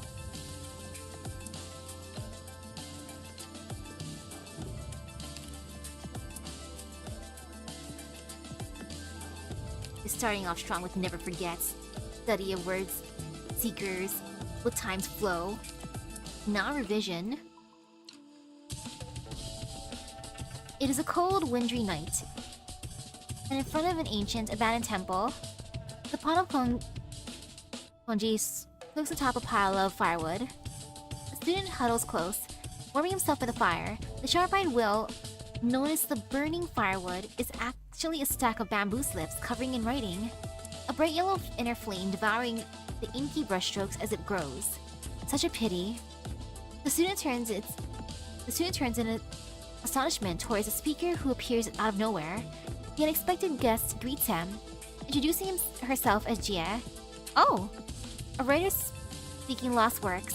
For many years, she has devoted her life to gathering and recompiling the scattered thoughts and ideas of Fahrenheit. She had come specifically to find and hopefully meet him, a page boy, who had walked alongside of Fahrenheit for help. It is a shame then that the most important of those writings was currently being used to heat up the pot. You must have been carrying those slips ever since you parted ways with your late master, sir. It must have been heartbreaking to feed them to the fire. Though I might be ignorant as to the details, I would like to. Upon seeing the student smile, Jie holds her tongue. It was hardly heartbreaking. It's cold, and I had them on hand. That's all, really. He gently ladles up a bowl of congee and offers it to Jie. On hearing what he said, she is shocked into silence. Perhaps they have hidden away some copies, sir? I'm afraid not. Then why? What do you see in my fire? Jie speaks sternly. You collated those records yourself or with your master. The very thoughts of an ancient Fairmont, both culturally and historically, such documents are beyond rare. And if you close your eyes, what could she possibly see like that? Jie is hesitant, but closes her eyes anyway. She no longer sees the words upon the slips, but a clear outline of the flames lingers. You mean to say that you see them as nothing more than flammable pieces of bamboo? Forgive me, but I cannot disagree more. The student ponders aloud. The Tao cannot be described, so it would be better to use these slips as fuel to warm myself. Jie is at a loss for words once more. All she can do is profess her ignorance on such matters and ask the man to explain once more. He sees her embarrassment and bows an apology. Forgive me for being inarticulate. I hope I've offended you, Miss Jie. Master once said that only by having no desires can you witness its marvels. An overly strong attachment to its words and deeds would leave one unable to follow the Tao. Dude, though, I'm on Gia's side for this. Like, but, huh? The lost lore. No! Gia remains quiet. Thoughts racing through her head. She raises the notes in her hand. Look at these, sir. She first explains the paper looks like the pages are, and points to the words on its cover. Records of the Winter Stones. This is the name I have given these notes. I have a younger sister who's a farmer, and she once said that the seed that sprouts is born once. And then when it withers, it nourishes the soil to support new seeds, and so it was born once more. Thoughts falling from the brush, all the same logic. In my eyes, these pages carry this weight. How can you see them? How do you see them, sir? The handwriting's pretty fine. So nonchalant, he says carefully. But while the writing on the cover is good, it doesn't bear looking at for long. The handwriting inside is better. He points to a page covered in messy scribbles. Gia habitually writes as she listens. And the rarer the material, the happier she becomes. And the messier the handwriting gets, the worse even than her fifth brother. Wait. Which one's the fifth brother? Who has the worst handwriting? Afterward, she often has to spend quite a long time deciphering her own words. This page is the most precious amongst all her notes. Because that's kind of bad if this guy's handwriting's getting worse and worse and worse. What is upon the paper are rising strokes. What is not upon the paper, but the heart, is boundless joy. The handwriting demonstrates just how happy you were. The two of them glance at each other. Gia gets his meaning, and she smiles a smile of relief. Sorry, I'm truly stupid. Yet according to what you know, sir, and you follow the Tao of your master, I thought you were merely making fun of me. It was worth making the trip. She now sits by the student's side, talking with him for a long time. Her brush flies across the pages, filing them top to bottom. Upon hearing all the things Gia experienced on the way here, the student sighs. The Tao is the way of nature, so why work so hard to preserve it? Even if it is dispersed, even if it vanishes entirely, then that too is simply nature's course. Gia diligently records these words as well. Such attachment leads the student to become curious as to her reasons. Gia then asks if he'd ever wondered where the Tao of his master came from. As she asks, the student touches the tip of her brush. In an instant, the land shatters into millions of glimmering pinpricks of light. The starry sky outside the star pod. Oh. This is what it witnessed atop this land. The very first scenery that graced it. After over 10,000 of years of change, the catastrophes called Originium changed the direction of the wind, and life among the ocean currents led to new tides. Amidst all this, it saw sights unchanging. Oh, G is a fifth. Huh, could have been a typo then. Pushing things towards the divine, and called it the Tao. Then humanity walked towards it, bringing their letters. The intent behind the brushstroke is the anchor point of thought, taking the starry sky, the tides, and the sudden winds rushing through the age-Fairmout's mind, and placing them in ink, just as thoughts takes on form through words, so too did she become herself. As for her private motive, those born during the Fairmout's silence in the wake of the Great Wild Hunt, she still clearly remembers the profound communication between Fairmouts and the people of the past. Philly at the time was merely an observer, but it had witnessed the dazzling sparks as these two species collided. So long as seed remains, then the possibility of mutual understanding lies dormant, and there will come a day, being able to chat with you like this has pleased me greatly. Gia's eyes sparkle as she laughs. No doubt you feel the same way, sir. Otherwise, how would I have had a chance to see you centuries later? Centuries later? It is as if the student is waking from a dream. He's unsure when the fire was extinguished.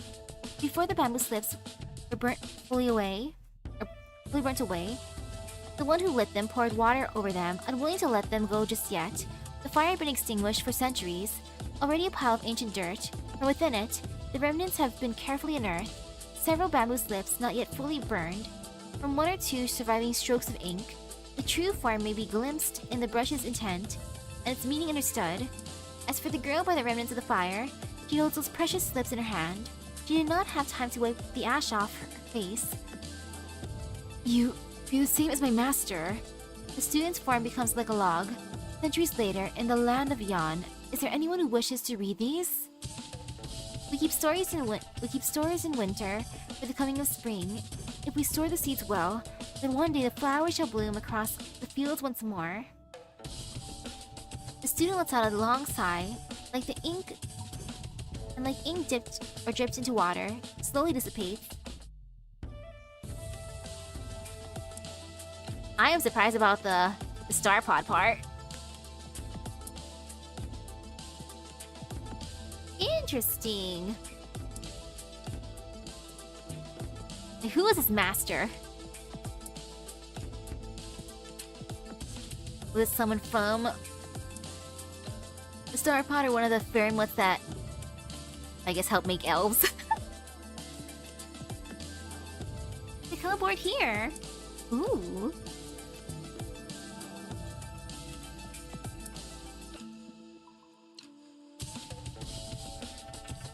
Man, that'd be fun to see later on. Vision. The holy cow, Gia, I feel for you. You're like, why are you burning this? It's like, ah, okay. Like, I guess it's like, whatever it'll be is meant to be. But still, must read. Come on. Heck, and in the end, they even put out the fire. Like, wait a second. You know what? Maybe I should keep these for now. Instant regrets at the end.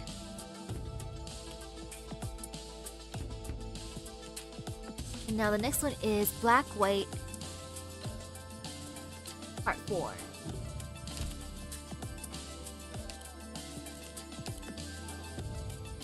Okay, this one. The name of Wang. Sitting at the board. We continue, and then Heaven's Dare.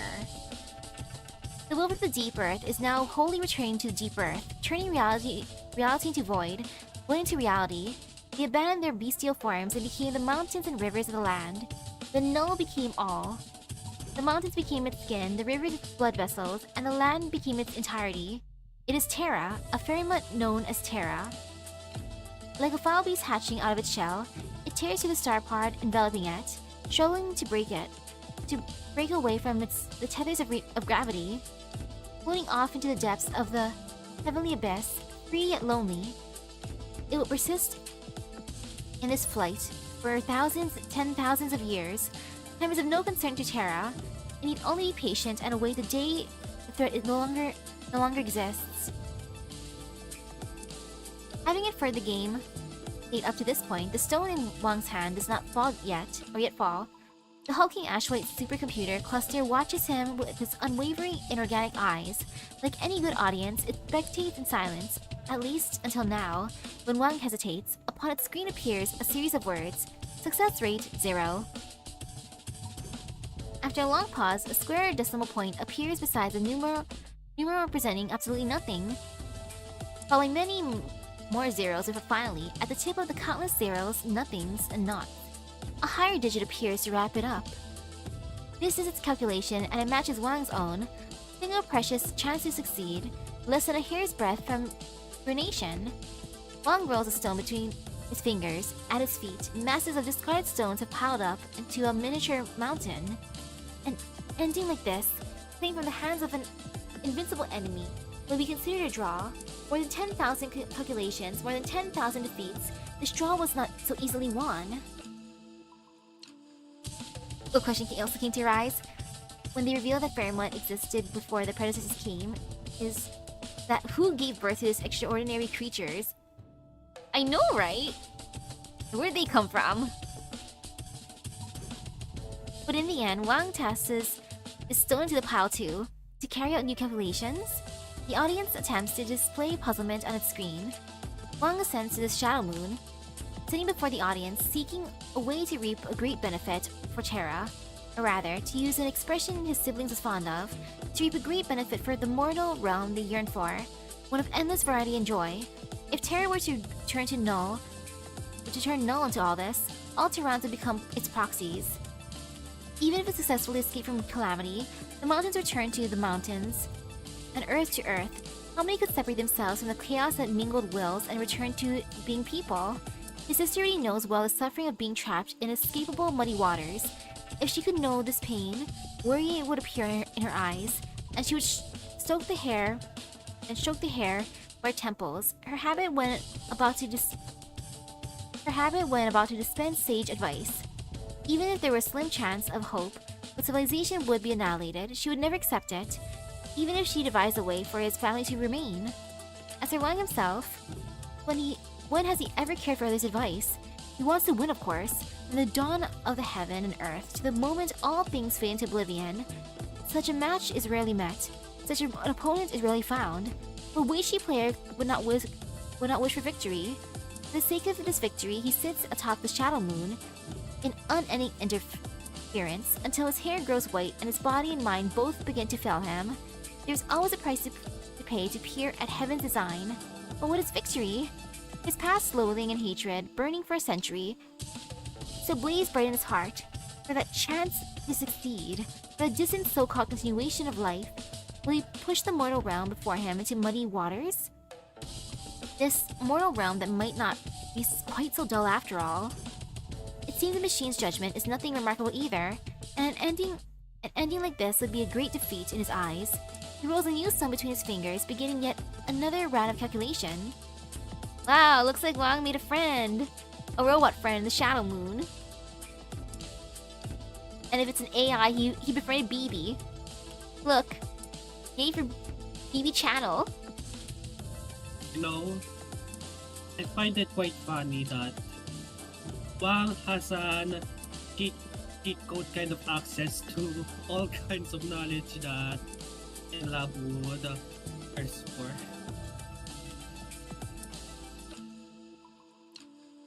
And even with all that, he decides, you know what, I'm just gonna play more Weichi. Yeah. Makes me wonder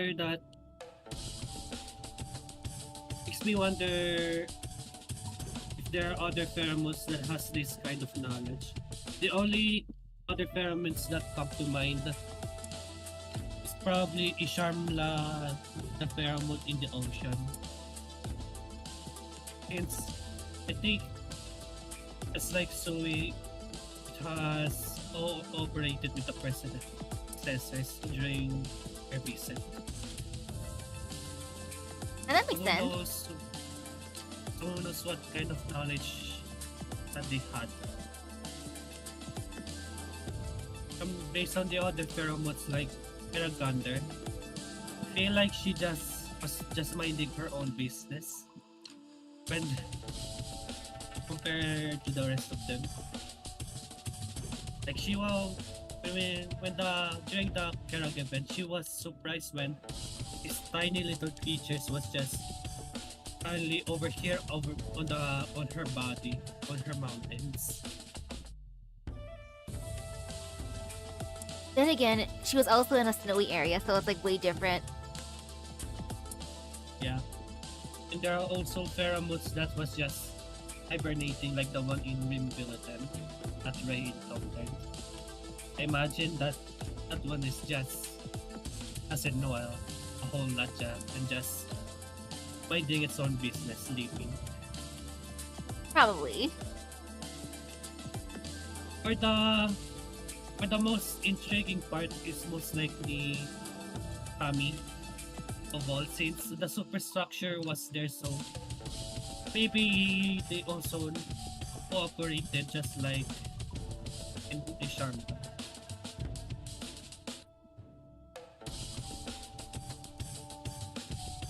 Makes me wonder what we would think about Isharmala. Well, Potential because ally. They know of their other kin, but probably just distant. Making me think that during our run in Hyrule Arbor, we missed a lot of things. I imagine we skimmed a lot of things thanks to me focusing on the endings. So when the Egger event runs, a proper revisit would be eye-opening. considering what we have learned. That'll be fun comparing.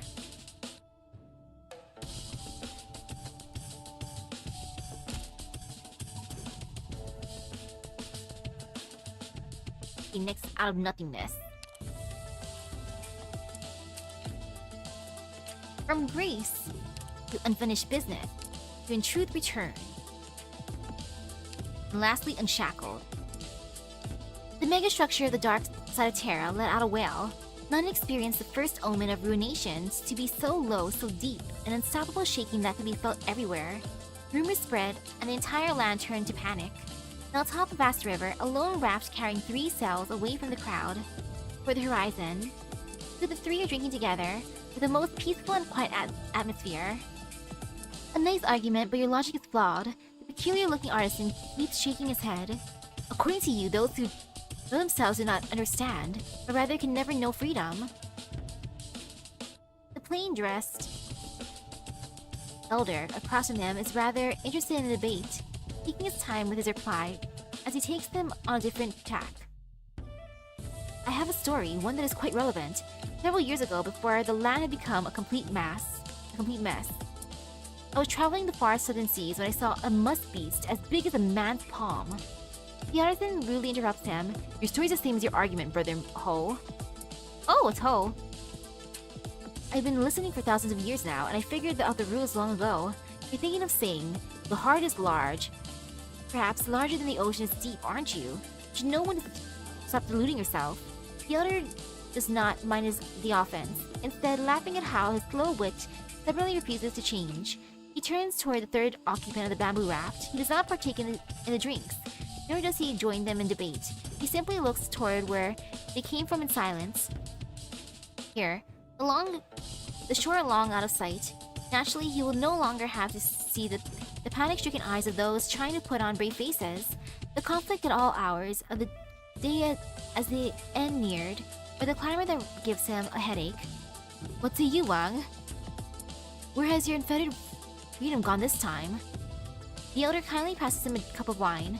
Wang is upset, then places it back down on the raft. It is a habit of mine to not drink while I do things. I had no idea you're such a stickler for the law and order. Just watch, Wang.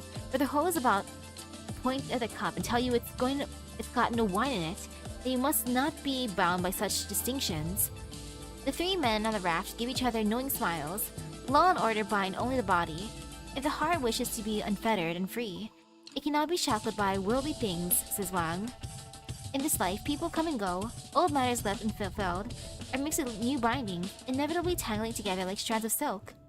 This particular thought is of no need to speak out loud. He merely turns to the plain-dressed elder. As for you, if you truly have this freedom you speak of, why would you appear here? The 2 ponder the meaning of Wang's words, and find a new point of view within.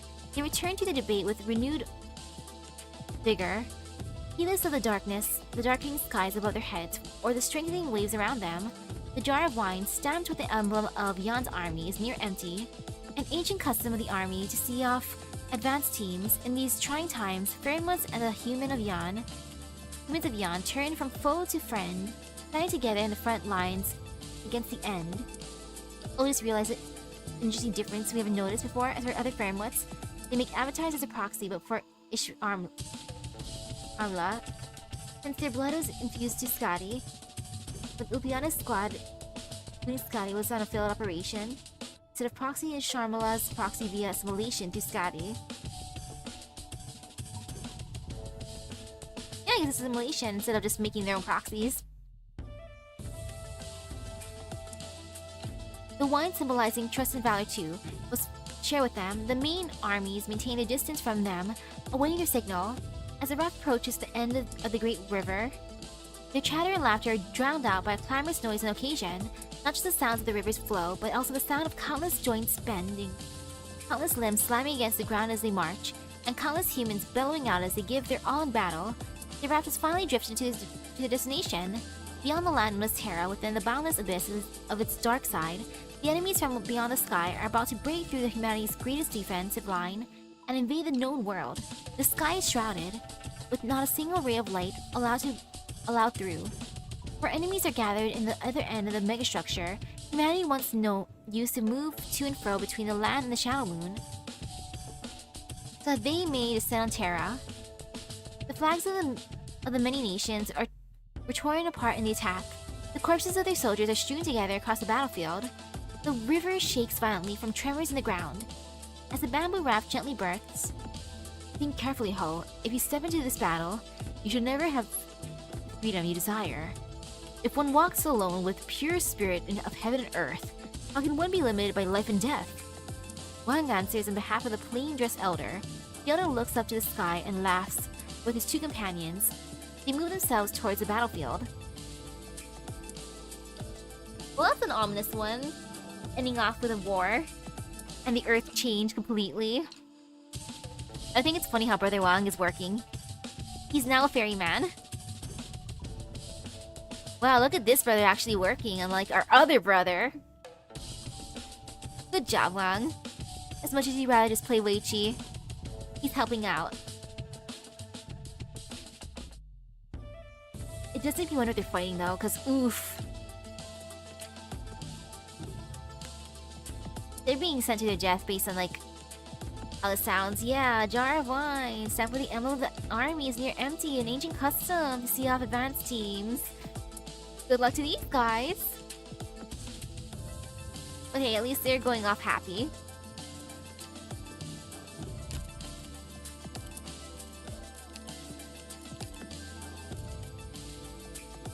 Just making sure the last one is orderly placation.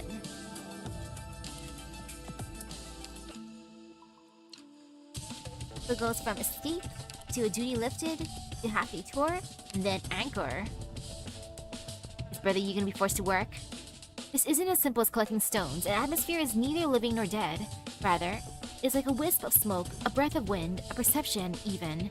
Tell me then, how are you meant to collect such a thing? His hands do not stop even as he speaks.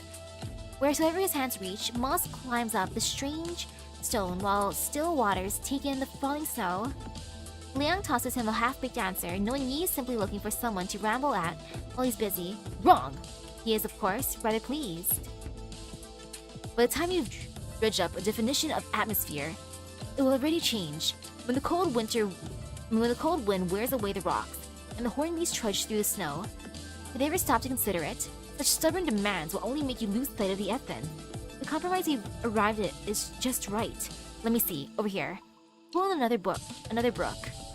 Nestle it between the mount and the stream, where chi and life gather. Aha! How brilliant!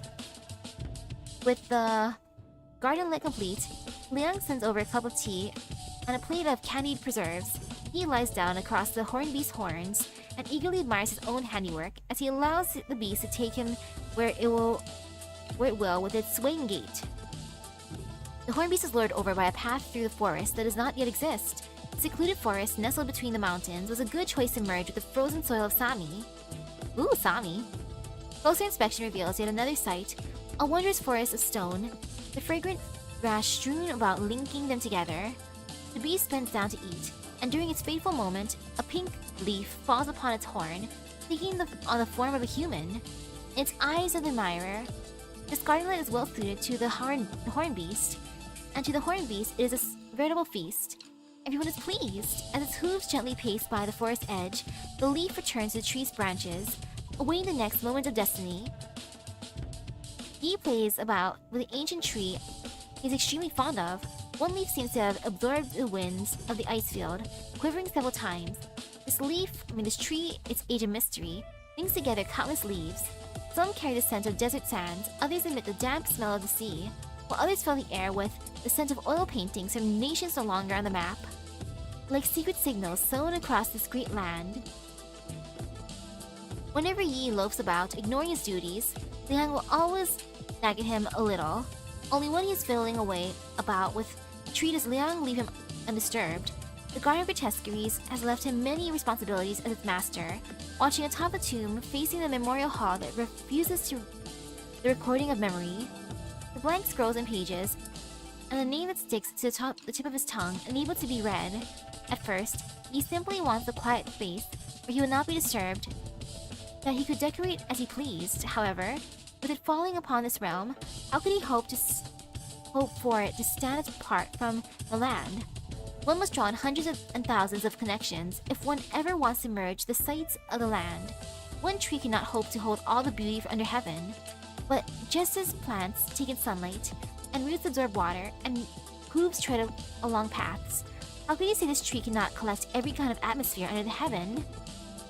If what brought ye to this mortal realm was simply a memory of Sui, will ascend upon the tree, then the many leaves of the tree are roads that he has walked, sights that he has seen, and smells he has smelled. How could he retire from looking at it? That's a good tree. A very, very good tree. I wonder what Moo would think of the tree. Keep it. Congratulations on finishing Garden of Grotesqueries, Misaki. I'm happy. It's gonna be so fun starting the event. To be honest, when I'm making this kind of storybooks, I wish to share this thing of community, such like content creators such as you. Do not miss a single nonsense. I think most of the majority of the content creators miss this kind of or Like, I appreciate it's the complete opposite of Gia's journey with that one. They find that one guy like, oh no, everything's burned. It's like, whatever. It's like, no. Must read everything, like over here. All the good stuff. yeah, must be everything. Only the hardcore doctors read this kind of thing. And for content creators, they only play the integrated strategies for the gameplay content, which is feels lacking. Like, they put in so much effort for all this. It's nice being able to learn a lot. Like, heck, it's even funny learning things too, like how Chen is just being haunted by Yi. Yeah, imagine just expecting like anytime now that weirdo comes. I wonder if it's the same time of year every, like, two. She's like, oh, okay, it's like, it's July 24th. I guess he's gonna come again. It's a yearly thing after all. Yes. It must be. For Brother Yi, he's not but punctuate with his time. Like, that was the biggest surprise out of everyone, because, like, for the other stuff, for the other people, they were all there. Like, why is Chen part of this? Oh, it's because he wants her sword. Freaking guy. Oh yeah. A random question, Misaki. When we first met, what is your first impression of me? Because for me, I recall I was being so careful around you, being so polite not to turn you off, in a way. I was like, ooh, this person really loves Arknights. Great. Especially with all the lore and stuff too. It's like, yay, cool. I did not Did you consider yourself lucky in this kind of Like, I'm happy when I find people that like the same games and especially love reading it.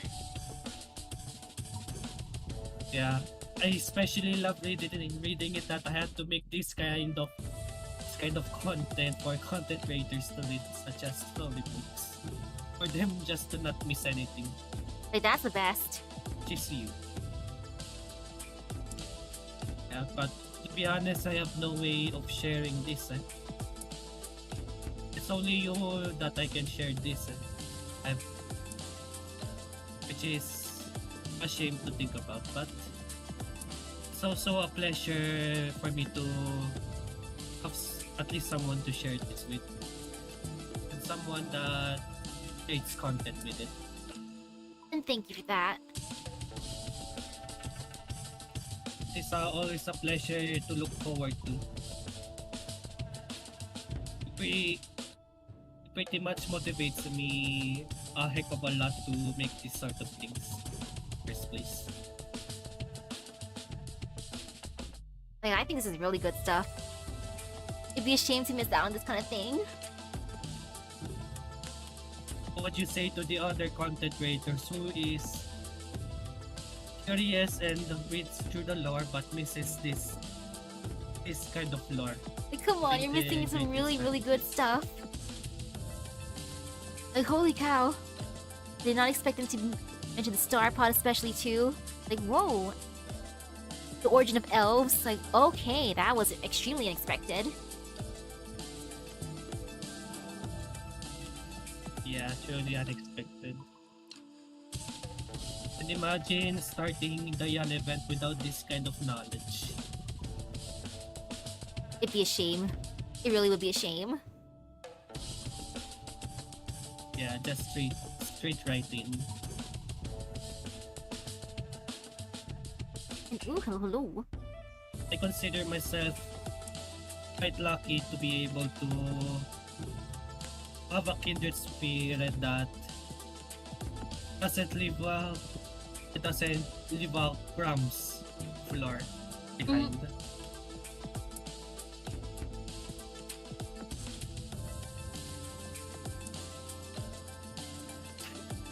Oh yay, the more Lord the merrier. Really excited for the next event. If this is gonna lead up to the peak. So what are you going to expect from the Yan event? Based on Garden of Grotesqueries. I'm expecting Brother Wang to go about... Ending 5 Wang seems to be stuck there on the tomb. He half-awakened Sui.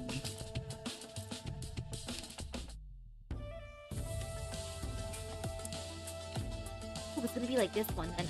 Okay, that's gonna be fun. Seeing Brother Wang lock in and then... like cringe a little bit at Sui's past. Get extra motivated. And then some table flipping.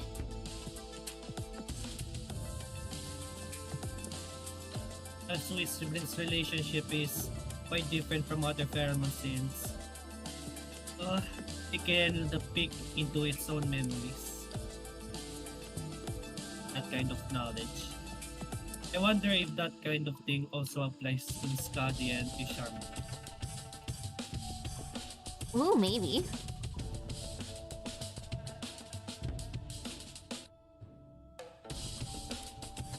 Thank you for the stream, Misaki. Truly quite enjoyed Garden of Grotesqueries with you. And then looking forward to the Yan's event. Thank you too. You are now complete of prepping. Yay. And I'll make a little now stream we are thingy to soon. wait for the next integrated strategies.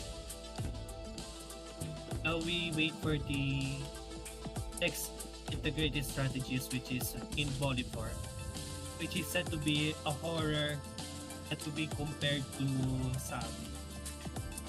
Oh gosh, I can't wait to see what kind of insanity happens there. And also the most interesting part of it that I've heard that Nicole might be the lead on that integrated strategy. Ooh. Oh, I wonder like why.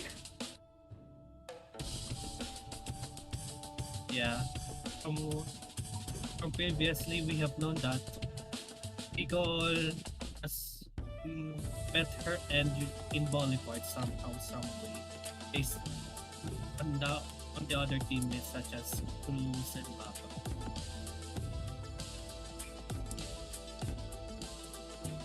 Like how maybe it's gonna be one of those things where they met their end, but it could be brought back like Hierda. Yeah. It might be that, or somehow or some way she might become an ageless. That's the only way she's getting out of this. Which is quite conditional. Hard to meet those conditions. It's gonna be fun for Beagle. Out of everyone.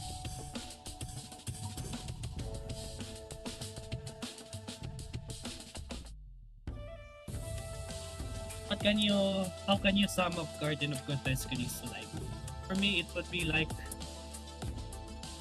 Uh, um, he was this cringe, and I was based on it. I could have that embarrassment doing it. For me, Garden of Cities is our main group going on a wonderful, yeah, totally wonderful tour of a place. And then being forced to do manual labor. Lazy, doing just her best on the application, Zole being Zole, being haggled just by doing his job, and Chingping actually was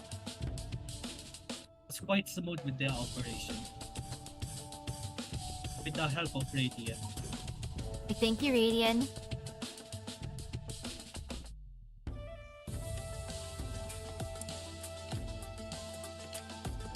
Oh yeah, that's a good little description for the event.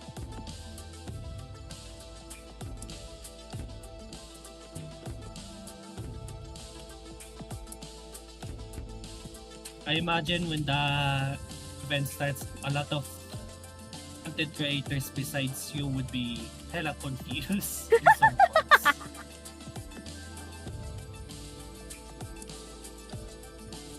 Okay, that's a beautiful thought.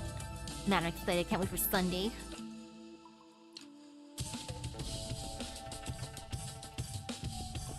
Okay. I'll Okay, be Misaki, good then. have a good dinner. Thank you. I'm thinking of making myself a peanut butter sandwich at this point, or I'll see if anyone made anything. Fingers crossed. And then afterwards is watching some Lilo and Stitch. Yes, one for... As always. See you on the next two. See ya.